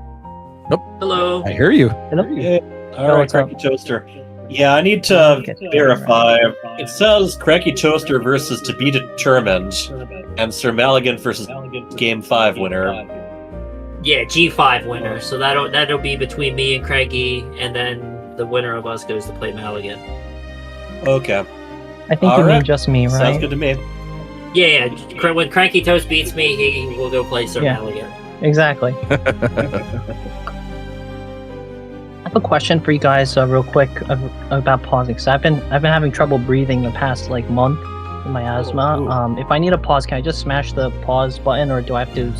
No, you can hit it. It'll pause, and then the referee can. It's not going to let you pause. Enter PP. Enter. Okay. Oh, and I'm getting an echo here. Wait, really? I thought you could pause, but only a ref could restart it. I could be mistaken. I'm not 100% sure, but gotcha. But yeah, I mean, generally, hit enter, do PP or just even 1P, and then enter again. Okay. Just put that in, and then we will hold. Yeah, sorry, questions I asked. might have some breathing things, but hopefully Yeah, I don't no think I worries. should No worries. dial in. No, hopefully. as they say, there's StarCraft. Life takes priority over StarCraft, and breathing is a big part of life. So Yeah, don't I worry agree, about Sam. it. It's We're on not top of the Protoss. priorities. Alrighty. Okay, well, any preferences with maps? I'm guessing that our friend JMPZ is going to want to do Rainfall yet again. Oh, yeah, let's go with that. Yeah, I want Okay. Amygdala or Amygdala, Alright. whatever that one. Oh, you're actually gonna play a Amygdala. map that's from the actual FSL pool. I like Amygdala. It's a good map. The stupid circle, think- yeah. I think Yeah, the donut. Amygdala, I don't know. Yeah, I loved it. Last match, JMPZ, you actually managed to keep those destructible rocks, the infested rocks, from dying because your creep spread reached them so soon. Then Oh, you had nice. to take them out yourself. Yeah. It doesn't happen every time, but it's definitely sometimes it does happen. All right. And anyone want to chime in for the third map? Oh, you buddy? Should I You pick pick. it? Oh, I Sure, don't why need not? it. Yeah. Or you Let can Sonny pick pick it whatever. this time. Oh man, put me on the spot. Give me a good Terran map, alright? Don't do Come that. on, Terrans unite. How about we play BlackRock? All right. Oh my god, okay. That is not that. Sure. Not a Terran map, but okay. Jeez. It's an interesting map for sure. True. I'm surprised because I think Rainfall's a good Terran map. It's very short. I'm very surprised you want it. I honestly, You like it? I just pick. Yeah, I really don't like this is a Zerg map, this is a Terran map. I just pick a map that I like, and I know I don't like the 4-player maps, and I know I don't That's true, like yeah. Those aren't in our pool a few of the anyway, other so. ones. All right, Sunny D, go ahead and join lobby. Sorry. We'll get to it. Alright. Good luck. Good You're luck, gonna sir. need it. Yeah.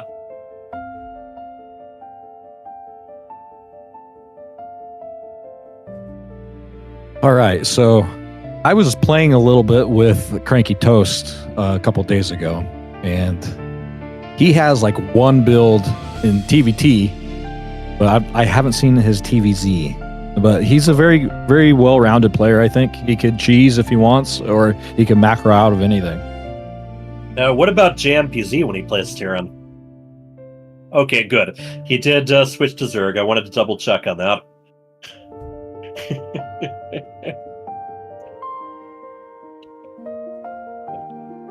Oh yeah, no green. Green means stop.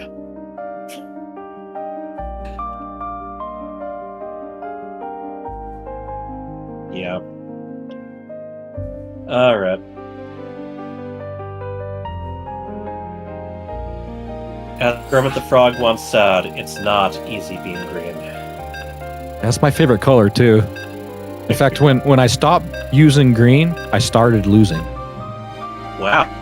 Is it a coincidence or? Or the luck of the Irish? Yeah. I don't know.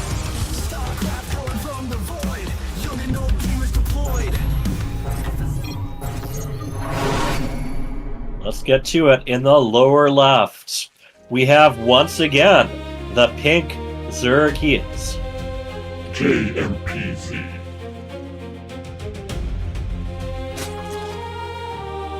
And in the upper right-hand corner is the next player looking to shove GMPZ off his winning streak. It is CrankyToaster. Alright. Well, we just saw exactly what JMPZ likes to do in TVZ. I would expect he's going to be trying to reach those Tier 3 Hive level units as quickly as he can. for sure. Getting those 3 ultras out and just mowing over bio units. I'm pretty sure that CrankyToaster does not play any mech, so. Yeah, he actually goes by CrankyToaster, but BattleNet did not give him those extra characters to play with. Robbed again. Have you been watching the games? A little bit of chit-chat going on right now. I always try to do that to just kind of take some of their APM away. It kind of worked in my favor when I played against Bean.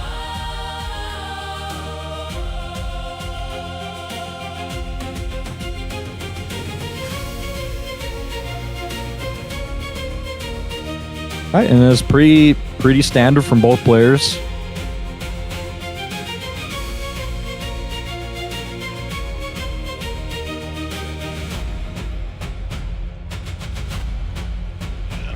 Nothing to write home about just yet. He's going to be going with the Reaper first. Again, something I'm sure JMPZ is prepared for. He'll have the standard 4 lings and 2 queens ready to intercept it.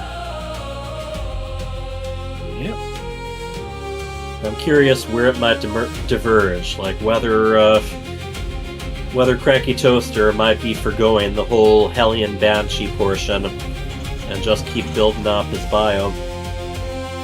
I think you almost need at least two or 4 Hellions at the very beginning, just to try to stop the drone production and force out army. But yeah, or even to limit the creep spread a little bit. There's a lot they can do defensively and offensively. Yeah, they're very good at early game, just shenanigans. There's a reason we see it so often, and if they actually can get on top of your opponent's workers, all the better. He is going to get a decent scout out. Oh no, he decided not to go up into the main. Well, you can always take the other way around too.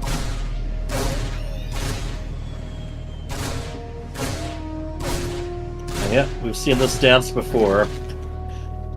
Is it a tango or a waltz?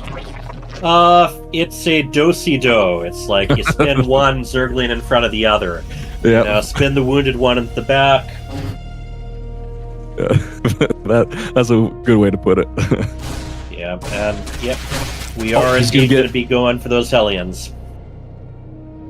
We almost got the Reaper.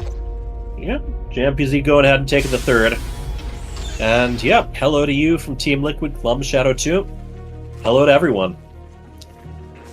Thank you for joining us on this fine night. We're in a little King of the Hill to decide who's our Code S champion.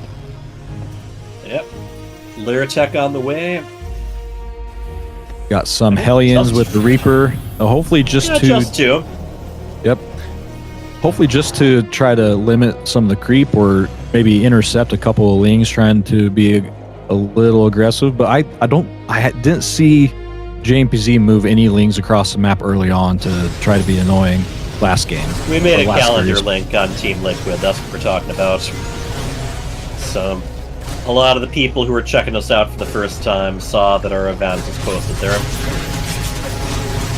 CrankyToaster did just pick off a creep tumor. That's pretty big because the last 2 series, JMPZ has been able to get half the map creeped up by like the 7-minute mark. So more that you a lot of lings coming out. Yep, that's another good thing about these Hellions and the Reaper is that it forces the Zerg to make army units instead of the drones. And the Roach Warren only going down right now, so CrankyToaster might not have made a lot of Hellions initially, but he's seen the opportunity to keep adding them. I think that could be like a false herring. Like, I'm getting a lot of damage with these Hellions, but then you see 6 roaches, and the Hellions really don't do anything. I think we'd refer to it as a red herring, since green is not allowed. We do not permit green herrings in this tournament. Lured out an extra Hellion. Is it actually? I don't. Oh. That Hellion just racing along there. Hey, meet its friends. And yeah, we were saying CrankyToaster not likely to go Mac. 2 more factories on the way here. Yeah. So this has me very curious right now. Going Mech is in the current patch now that the geysers are so limited on how much gas they actually produce now. It could be a gamble for sure. How did that queen end up all the way out there? Wow. No idea. That queen was tiptoeing its way halfway across the map, much to its detriment in the end. Was it following that Overlord? He was following something. I'm not sure exactly what. Ooh, going for the Cyclone upgrades there. No blue flame just yet. That's a good it's a good combination of Lings and Roaches here, but Roaches, they are still a little ways from getting their speed upgrade. It's almost done. Not quite. We might be seeing like a battle mech composition from CrankyToaster. Sure seems that way. He really seems like he wants to go on the mobility side of things right now. And then there's a lot of directions he can go from there.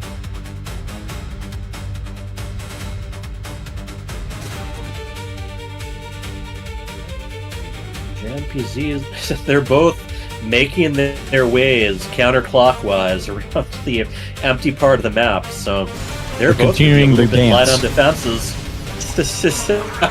Yep, you've heard of square dancing. This is very much a circular dance right now.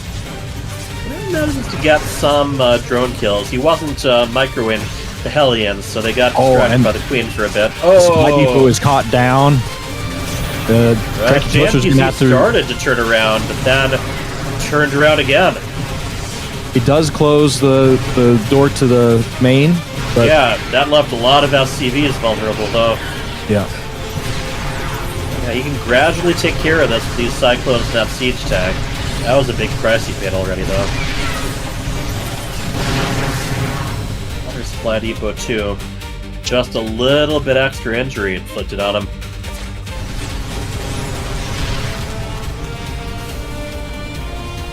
But, you know, CrankyToaster has 3 CCs down with a 4th one being made, and plus he's getting his weapons upgrades. He is supply block just right now. completed too. Yeah, he lost some supply depots in the mix there. Oh, it's unfortunate that those Cyclones locked on to the Overlords and not the Roaches. Right. It's a little tricky to do that manually. You can turn off uppercut should you feel the need to. And yeah, right now, just trying to see how much free damage they can get.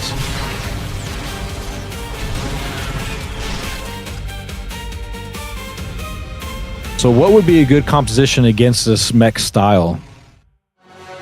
There's a lot of options.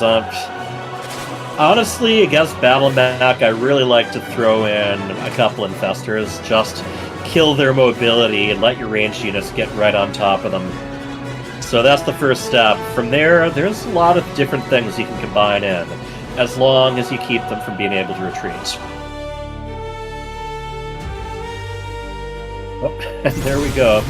Preventing the expansion right then and there. JMPZ is still on 3 bases.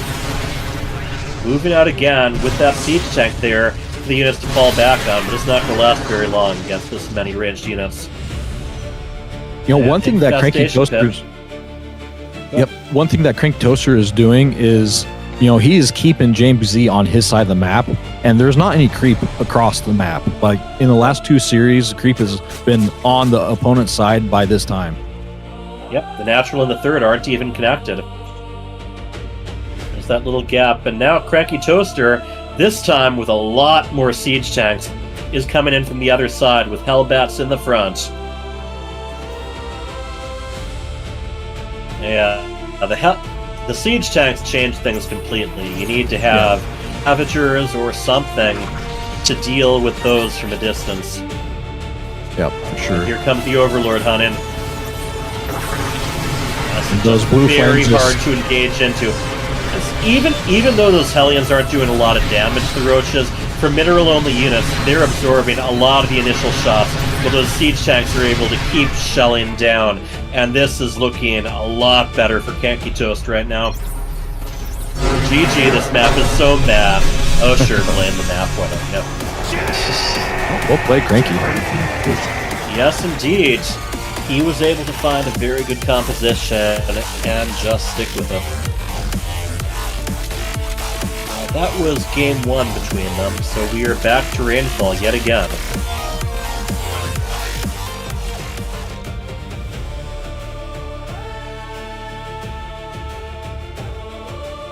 I wasn't expecting Cranky to play a mech style. it's cool that he's branching out and pulling some surprises out.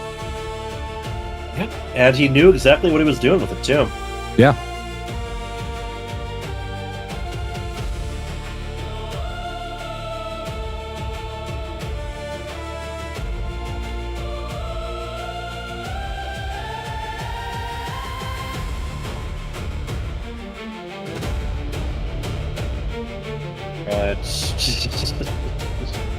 Just not green.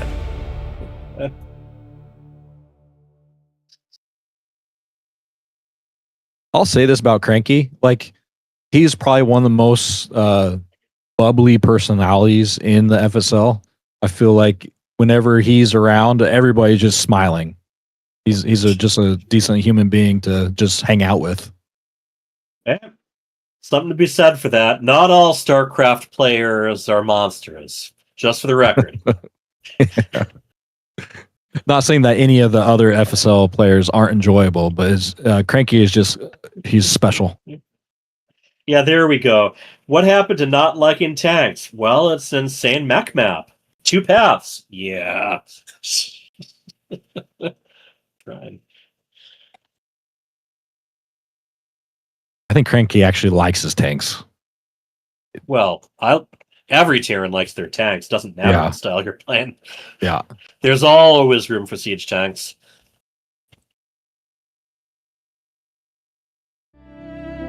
All right. They are done with their chit chat. For 1,000 less gas per base, kind of stinks. Yeah, I don't know. I'm very anxious to see what Classic Games comes up with next. I'm sure they've got some conversations going, but that's all I can think of. In the lower right, we have our pink Zerg. He is JMPZ.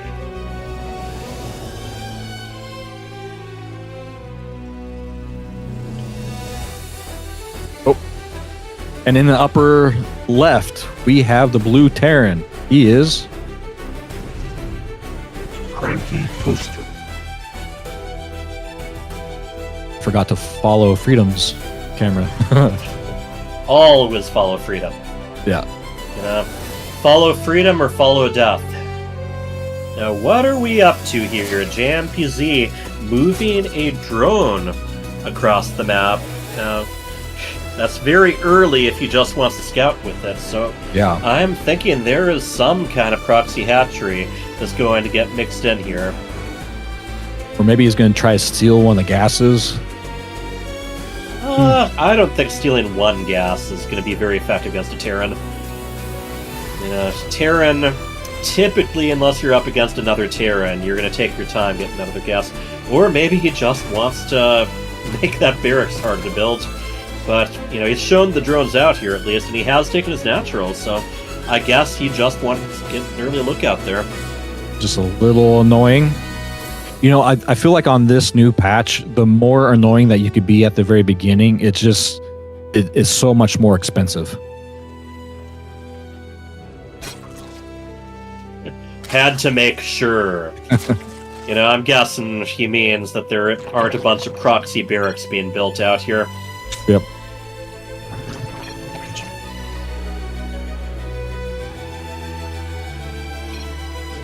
I got 4 racks still. For he has income hacks. I don't know. I'm lost now. But yeah, he's just opening very standard. He's got that command center, you know, Reaper expand. Nothing too sus, as the kids who play Among Us say. Now, if I was to use that word in my house, my kids would say I'm gross. Oh, okay. Yeah, I don't know. I have yet to say 6'7" to my daughter. It's cute though, because I can actually call back to a bunch of annoying, you know, trans. Yep. that she's too young to have experienced, and she doesn't know what I'm talking about. So it can go both ways. Oh, Cranky got a drone. I mean, that's huge for a Reaper. Not bad. And this isn't a match where there was a drone that was sent across the map almost right away. So already, JMPZ is playing a tiny bit of economic catch-up. Good micro on the Reaper. He might be able to get one Ling. Oh, he gets maybe two. Yep, two. Yep. Oh, is he going to get the creep tumor too? Boing. Oh, he got the creep tumor Oh, also. he does! Got Man, just a little bit of splash damage on it on top of that direct attack. I love it. This is probably the most useful a Reaper could be. Yep. You know, at least as useful as one solitary can be. Already researching Stimpack, though. And the starport also being started. There's good potential for aggression here with the 3 racks. Yep. Still no 4 racks like he was teasing. Actually, no, that's 2 racks with the reactor. Okay. So, but yeah, it is looking like he's going to go a lot more bio-focused this time around. So this is going to be 2 racks. So Dim is going to be finishing up just as there's going to be 2 full medevacs landing in JMPZ's base. Yeah, complete with stem.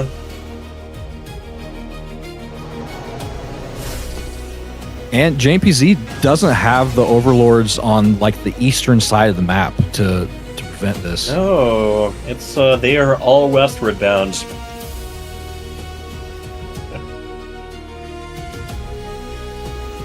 Gumio killed like 8 in GSL at one point with a Reaper.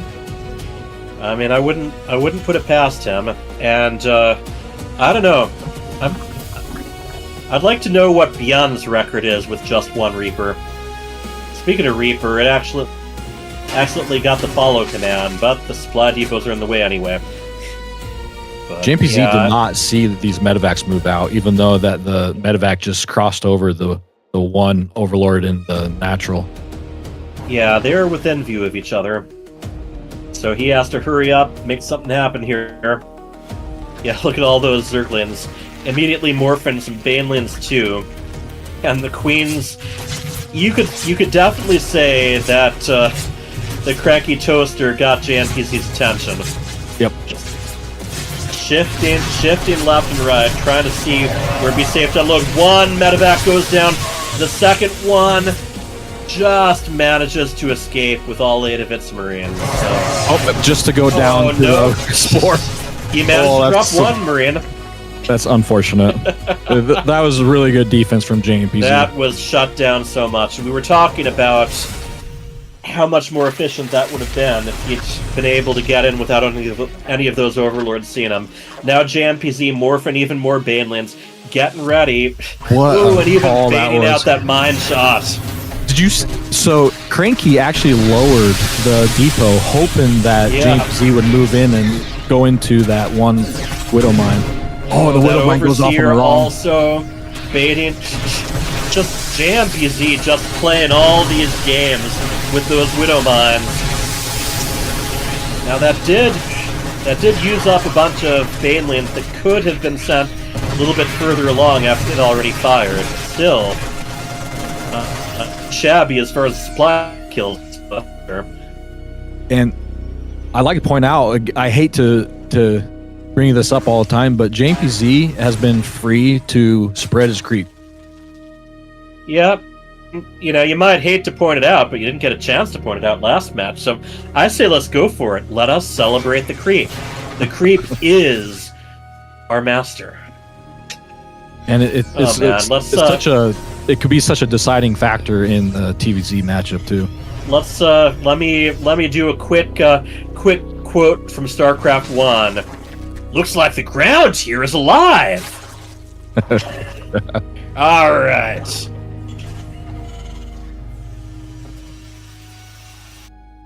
Yeah. All right, so we're looking at a more standard bio with Widow Mines. Yeah, that seems later to be this- the direction here. Later this And goes 1-1. on, and once JMPZ gets up to that hive tech, it gets much more difficult for the bio players to play in the game. Right. 1-1 completing for both players just within a handful of seconds of each other. They're building up again.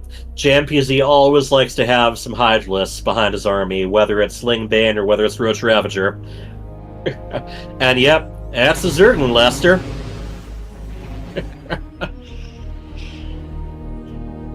Alright. Got a medevac, and again, that medevac just, almost rubbing cheeks with that Overlord. JMPZ has 4 Overlords just rallied across the map. He's going to lose all 4 of them. Meanwhile, he's trying to take care of this, this medevac that's dropping, but this was a huge mistake from JMPZ. It took a lot of damage ahead of time. I've been seeing that in multiple games tonight. Just some army units. I'm not sure if it's from the hatchery, the individual eggs, but there have been a lot of units that JMPZ has accidentally rallied like all the way across without sometimes corrected in time, sometimes not. That's one of the things. There's a lot of rallying I just don't bother with because I do not trust myself to adjust it based on the circumstances, and I do not want to risk just sending a bunch of guys for like a couple more minutes of the game to a spot where I just lost all my initial army. Alright. Lurker tech coming up. Oh, these Widow Mines are not burrowed. Oh, they do get burrowed. Picks up, and that's a lot of... That's good split off. Those mines have ended up sharkening Overseers quite a bit this game. JMPZ taking his 5th base.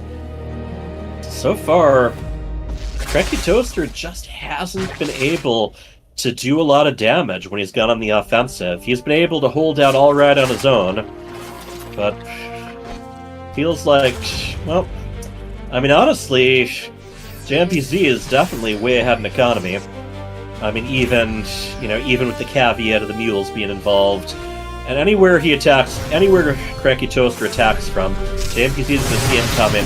It's all about stimming or burrowing before the engagement starts. And this is quite a few Hydralisks, and there's even Lurkers behind there. I don't know. I don't think he can move in here. No. In fact, a lot of some prominent SC2 streamers, I won't name anybody, but in their TVZs, if they notice that a Zerg is getting up to hive tech pretty quickly, they just refuse to actually attack just for this reason. Yeah. In this era of Terran, with the cheaper command centers and everything, you can afford to stay back and start just turtling up and choose your engagements. Tonight, I don't think we've seen a single ghost so far from the Terran players, and there's other options, but they definitely are one way to deal with Lurkers and Ultralisks. Yeah, here, look me up Monday for Legacy of the Craft. I'm going to be doing some campaign deep dives very soon that I've been talking about doing for quite a while, but it will be Monday on Slayer Case's stream. Alright, here we go. Right onto the creep again.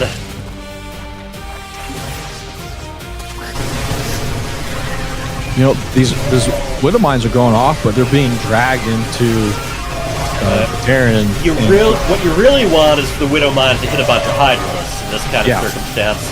You don't want them to just hit a single Lurker or a single Ultralisk. That just isn't going to cut it. There is so long between the time that they fire, and JMPZ finds himself very comfortable. More upgrades are on the way too, and he is getting on top of this area just absolutely full of command centers under construction or under upgrade. When the Ultras hit, they hit you gotta hard. you gotta have a lot of Marauders or Siege Tanks with plenty of defense, or Liberators or Ghosts. You gotta have something that can target down those Ultralisks with some big anti-armor, anti-bio attack. And the mines just aren't gonna do it. They are so slow to, reload. And this looks like it's gonna be it. It's looking like we're gonna be going right into a Game 3. Yep. JMPZ even doing those lunges, hopping ahead. Yeah, Marines just aren't going to do much here. They are going to be outgunned. They're not going to be able to survive long next to this many lurkers either. And there we go with the liftoff. I'd say CrankyToaster does have quite a few scans available for these lurkers if he could just get the Liberators on top of them. Right, and get the Liberate with, also protecting those Liberators from all those Hydralisks. Yeah. It's one of those rough things. Hydralisks get used to make lurkers. They are also very good at defending lurkers, just like Corruptors and Broodlords. You got these guys that are just sort of a natural peanut butter and jelly combination. Yeah, you really need some siege tanks to support the Liberators. Right. It's Terran's an interesting race that way. There's a lot of using one unit to support another unit that's also supporting another unit, and here they go. I mean, they're just going to shrug off that one mine hit. Mines are really meant to take out a lot of small units at once. Yeah. Ling, Bane, Udam, or Hydralisks that actually get a bunch of them in their range at once. Yeah, GG. So we are all tied up now. That 2-1-1 was god-awful. Honestly, though, I think Cranky actually... Dude, like I clicked that, do it again, in the corner.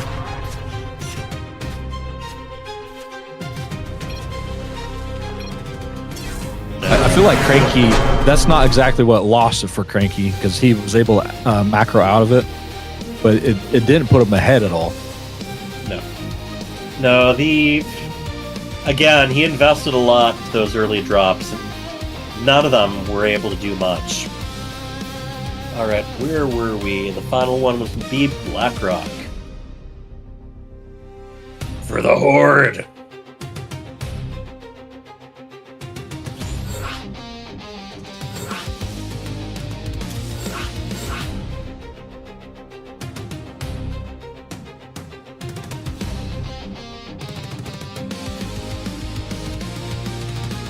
Is there one more series after this?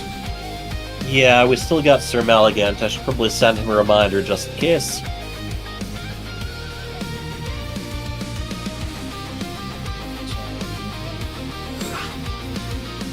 And then, we have even more matches tomorrow morning. It doesn't stop. Oh, okay. So, yeah, breaking news, Sir Maligant's match will be tomorrow. Cranky says, I promise I won't troll the opener. Do you believe that? I don't believe it. I want to believe it. I really do. I'm sure JMPZ does too. Yep. Winner moves on to Saturday morning.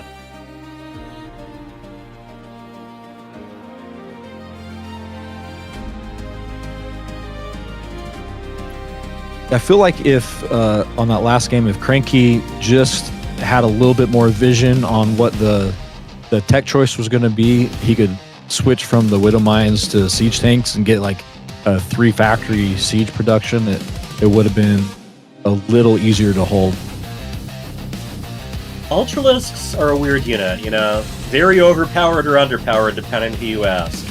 And what it really comes down to is whether you're ready for them. Yeah. You need stuff to pick them off. You need to already be prepared before they start to hit. Yep. All right, and that's an advantage of Zerg. Zerg can tech switch very quickly with the same production structures. Alright. Ready, GLHF? Alright. Here we go. We are going to be finding out who will be sticking around tomorrow morning. Man. Neck pain, huh? Yeah, neck pain, asthma. For me, it's allergies, which, allergies don't really mess with my breathing that much. What they do is they make me drowsy, and not everyone says, "Oh, yeah, there's non-drowsy allergy medication." I didn't say the allergy medications make me drowsy.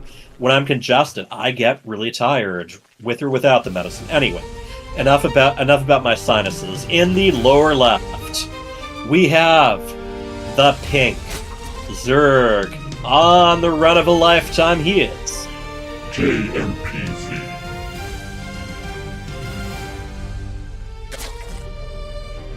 And in the upper right hand, with the score tied 1-1, looking for the win, it is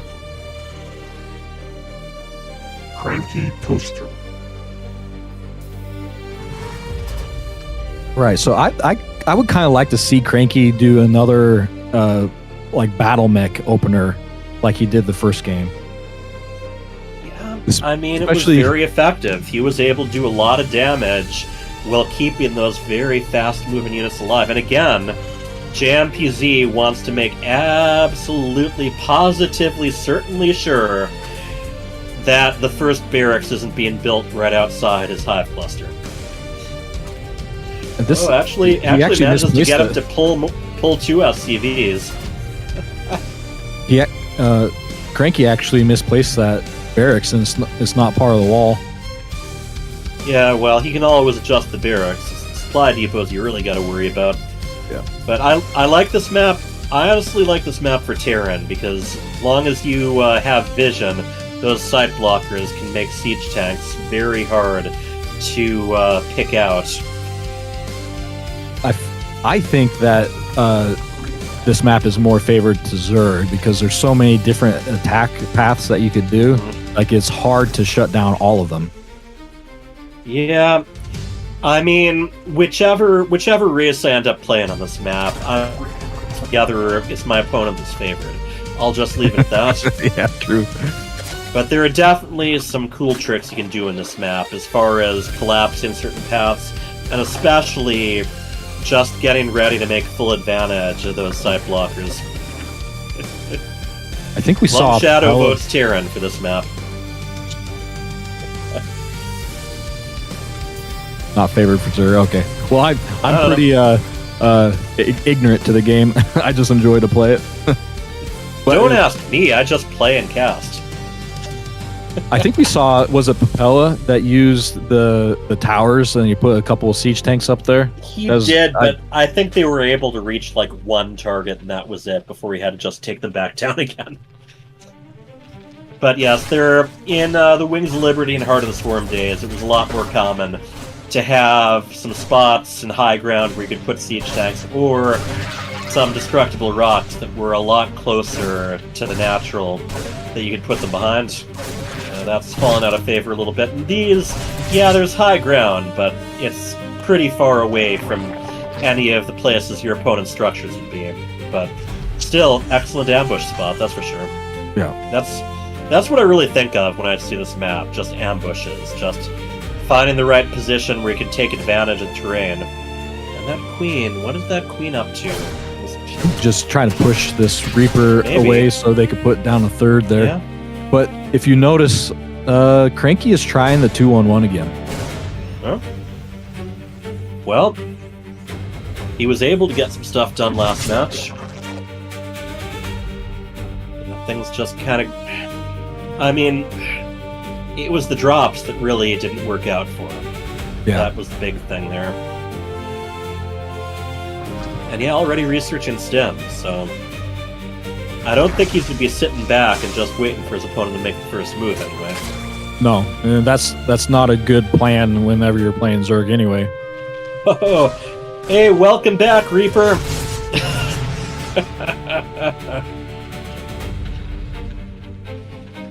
No, this one wasn't caster pick. I think CrankyToaster actually brought up that he wanted to play on this, and JMPZ was fine with it.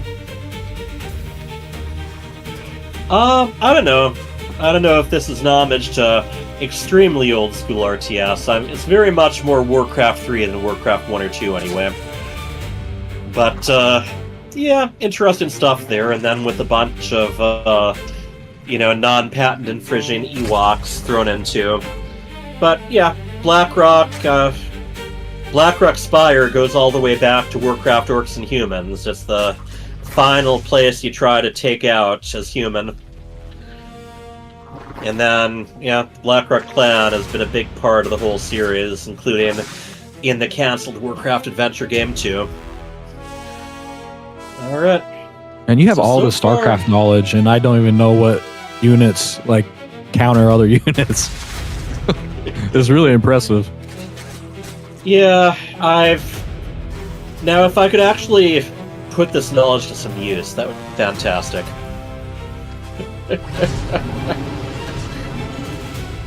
And yeah, Lost Vikings is indeed an older game than Warcraft Orcs and Humans, and, Rock and Roll Racer. There was one even before Rock and Roll Racer, but before that it was all ports of other companies' games. Alright, well, definitely both these medevacs are managing to take much better routes this time. One of them might have been noticed. Yeah, I think Cranky's going to try to tax JMPZ's APM while attacking both sides at once. Alternate drops. There's quite a few queens here. You're gonna have to try to target them down. But yes, queens defending one spot, Zerglings defending another, not half bad. And I think both these... Queen. Yep, both the queens get taken out on the east side. Right, Cranky's doing a good job here. Yep. And that drop for the main, the majority of them escaped too. Yeah.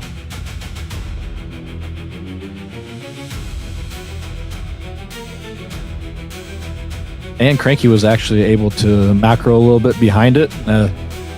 It's always a telltale sign how decent a player is while handling 2 drops and macroing behind. It's really tough. I gotta quickly look up what the predecessor for Rock and Roll Racing was. It's on the tip of my tongue. RPM Racing, okay, that was their first. That was the first game they actually developed completely on their own. Alright. Those Marines just hoofing it back home. Right now things are pretty safe, and we're going mostly for mine tech again.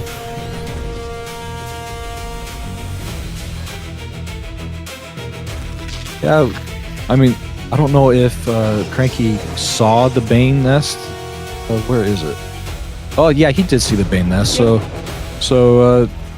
Widow Mines are probably the decent call for now. But we pretty much guarantee that JMPZ is going to get up to Hive Tech pretty soon. Well, he's at Hive Tech. Ultralisk Cavern is down. Adrenal glands for the Lings is being researched, so yeah, he's going to be able to go for a composition he wants. Right now, I mean, even if, no matter how successful this stuff is, it's not going to slow down the tech part of it. Alright, boost passed. There are more spore crawlers in the natural as well, and this is a lot of Lings coming home as the queens are taking out the medevacs. Yep, the drops, I mean, some of them have been more successful than others, but overall, he just hasn't been able to use the drops to gain much of an advantage for himself. Yeah, and did he miss? Oh, yeah, he missed combat shields. Combat shields is just now about ready to finish. Oh, well, I mean, better late than never. The Overlord that is eternally out of reach. But yeah, that's so frustrating to deal with. Yeah, I mean, and yes, hello to Infestor X. The JMPZ isn't mixing things up that much. This is in the direction he's going. Get to Hive Tech, get the Ultralists out, get the Lurkers out, potentially get the Spire units out if his opponent has like a decent number of Liberators.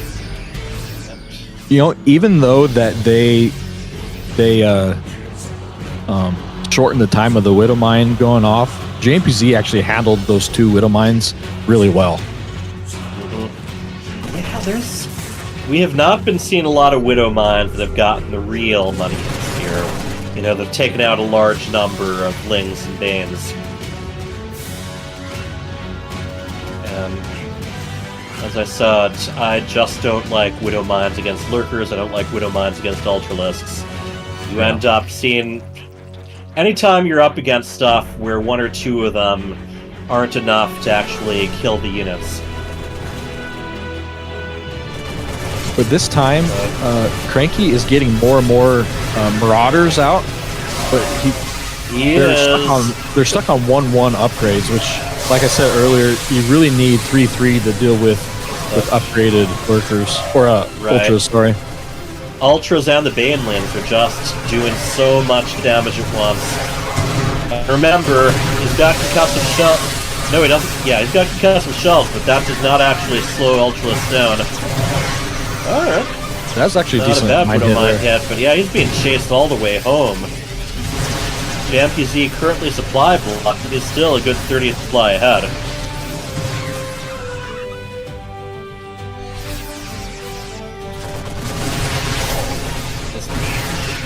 This planetary is actually going to shut this down. Well, I don't know. Will There's a lot of damage being done by those Hydralisks, and the repair not being done. Okay, there we go.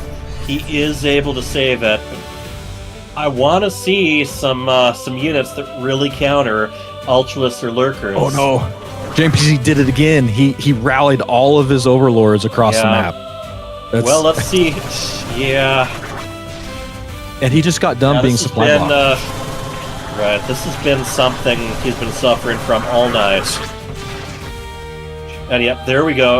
Let's turn around again. He did not get supply blocked, though. He actually had even more cute. Saw what was going on. Here's one more for the chopping block, though. That's a lot of minerals that could have been invested. Minerals and larvae that could have been invested into armed units. He's still over 200, so could have. He was prepared for that eventuality. Lurker attack, the Lurker down about 2/3 the way done. Yeah, here we go. Here's a couple Liberators. That's what I really want to see. Liberators or Ghosts. And honestly, just some Siege Tanks too. Just try to round out his army just a little bit more. No, this time, here we come. JMPZ doesn't have any Lurkers to help support the back of this. No, the Lurker death only just completed. Yeah, just gotta be very choosy about when to go out onto creep. Not bad. And like I said, you can get yourself some momentary advantages anytime you cross those site blockers too. Okay, Liberators are getting their zones down. You gotta be quick to reposition, and you want to put them in a way where anytime your opponent's army is trying to chase after your army, that they're in those zones. He has all the Hydralisk upgrades, so they can potentially do exactly that and just move a lot closer to their target, especially the Liberators. There are some units being thrown away on the planetary right now. JMPZ has a very good supply advantage right now. Actually, those I get Hydralisks only have they don't have attack upgrades, just +2 Carapace. But that might be all they need. Yeah. They can focus fire so effectively. And JMPZ is just starting to rally all this units across. The Lurkers are starting to morph in.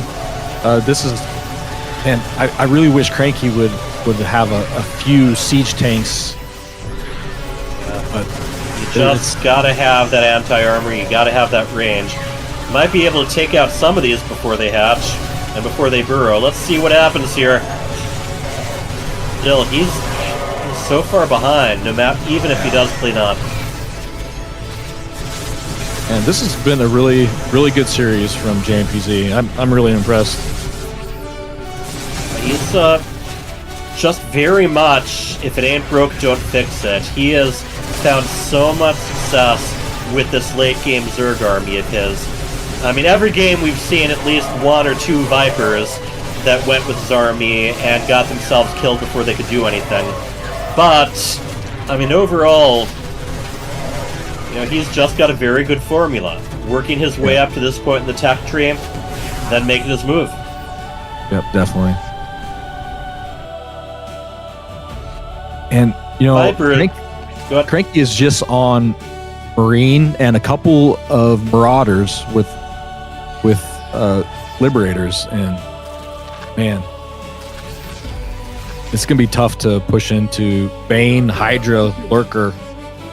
This combination can just nullify each of the units he's using, especially if they carefully target down things.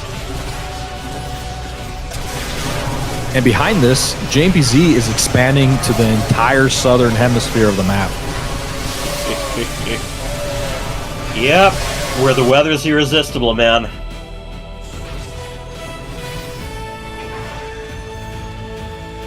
JMPZ is vacationing in the tropics as we speak. Yeah. I mean, one thing that CrankyToaster really been doing really well, his upgrades, he's been keeping those going. At 3-2 right now for his bio. But you gotta have the army to support that. Yep.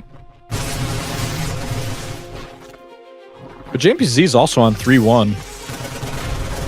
Yeah. Yeah, he has not been a slouch when it comes to upgrades, that's for sure. Oh. It is so risky to go that deep onto creep when you're at this sort of deficit. Escaping is not easy.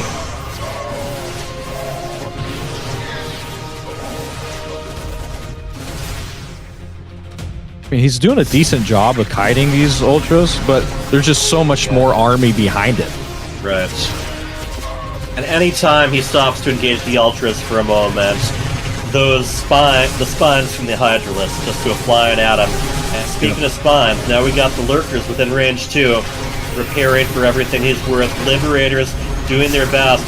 We do have a bunch of Corruptors here too, and this looks like this might be the last hurrah.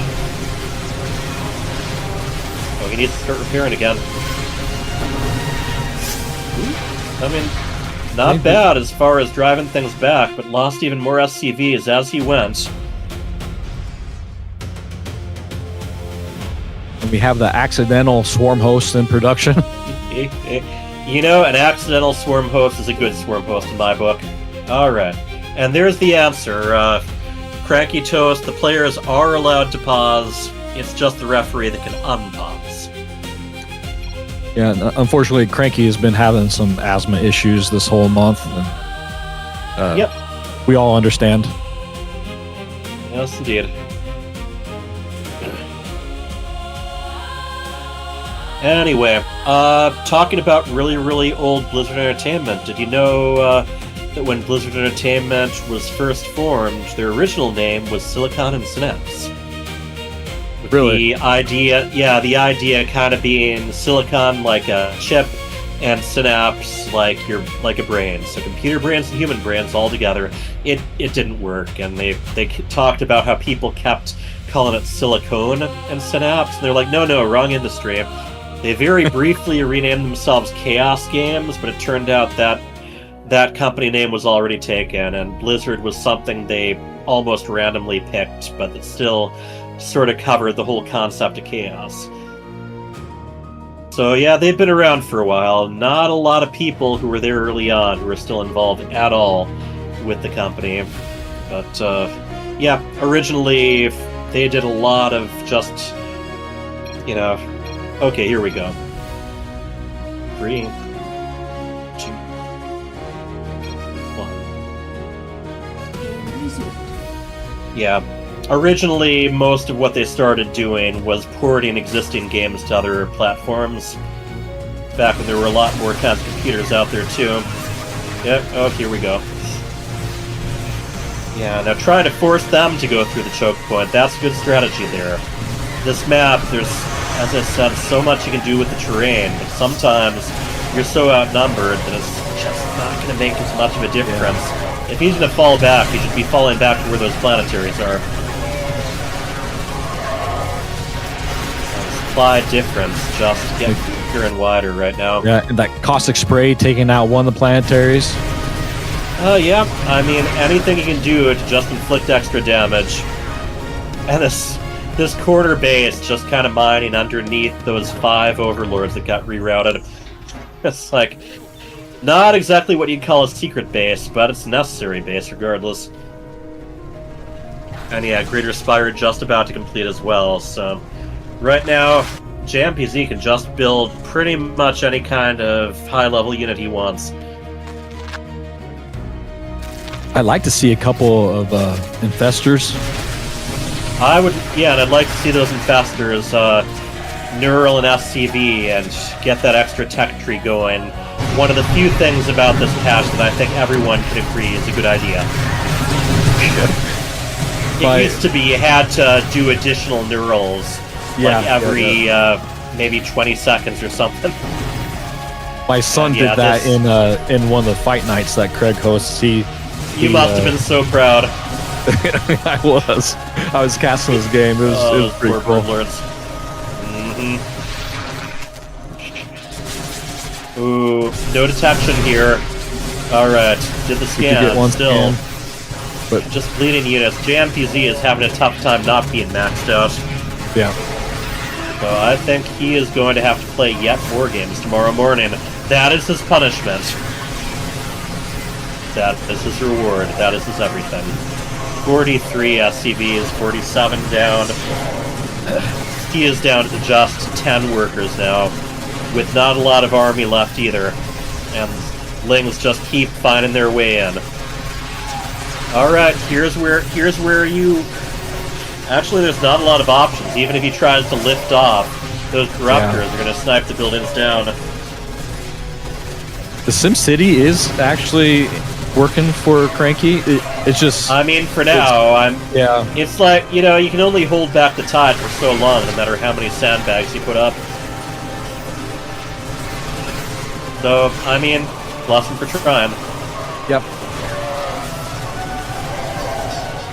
Oh, and he's even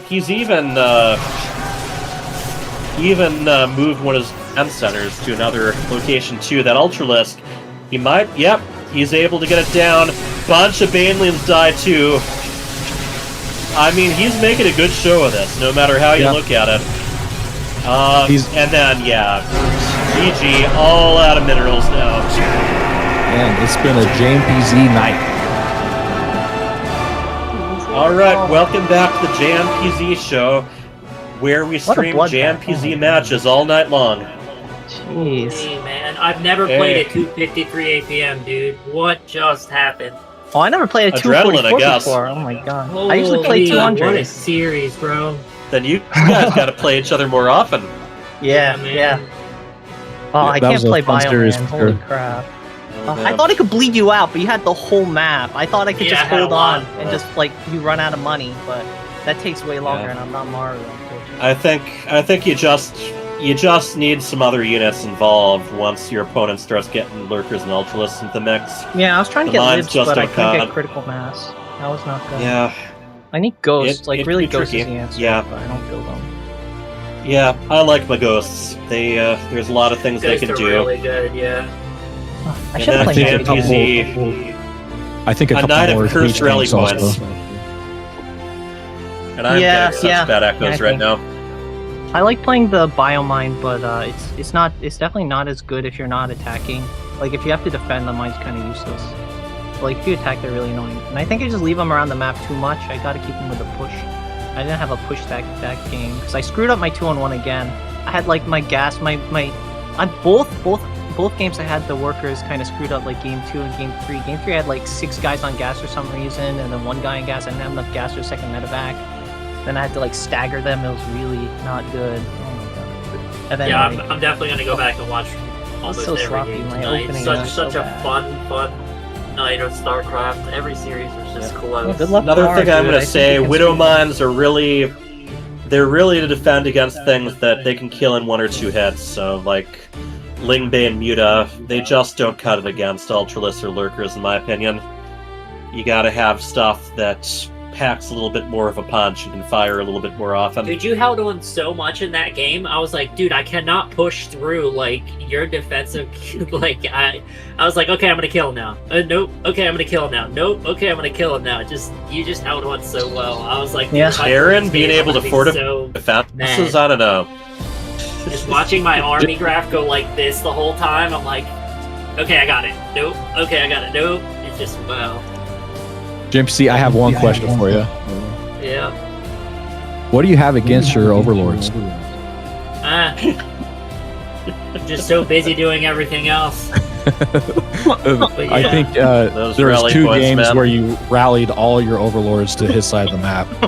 Yeah, there was like 13 of them in the top left corner, and then I noticed them in the second game. I tried to grab a ball of them and bring them back, but yeah, it's definitely something I need to work on when I try to, I guess, rally my units forward for the attack. I forget, and then next thing I know, I start rallying home, and all of my overlords that I spawned during that time are like, oh, let's go to the other side of the map. But yeah.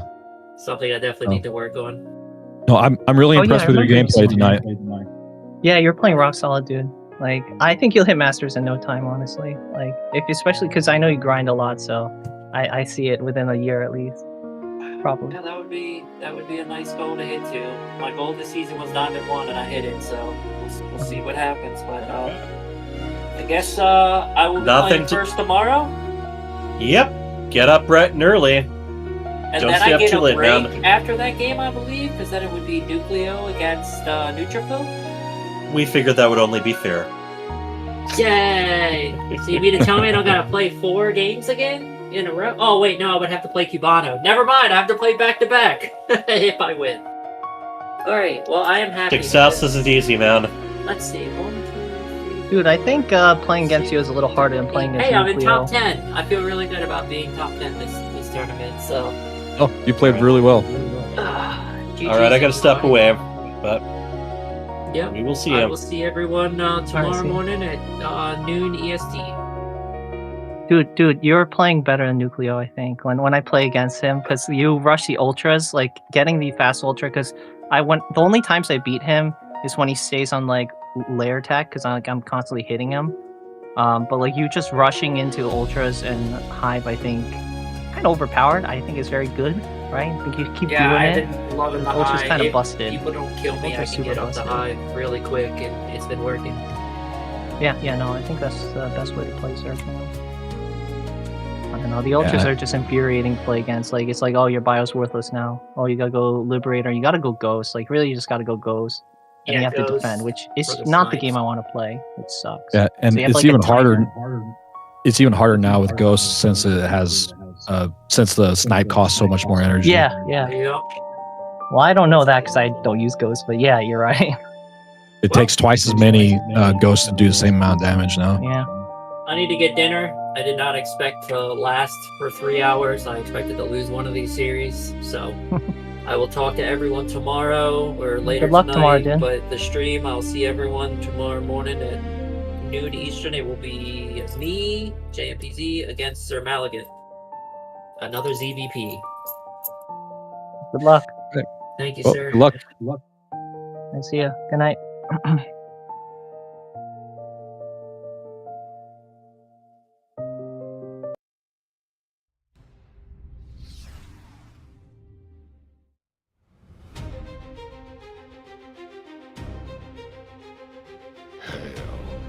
It's about time. We are taking it up a notch. Yeah. That's the thing that they got you. So It's up. Each team has 1 point.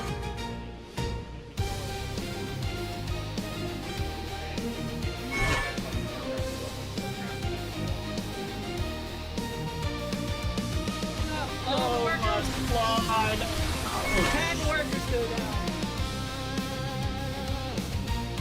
Mine on the dash. I like the idea. That is a very saturated mineral line.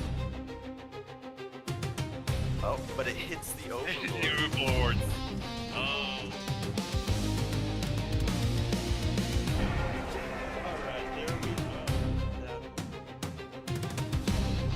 Yes, I've been practicing with those for the last week.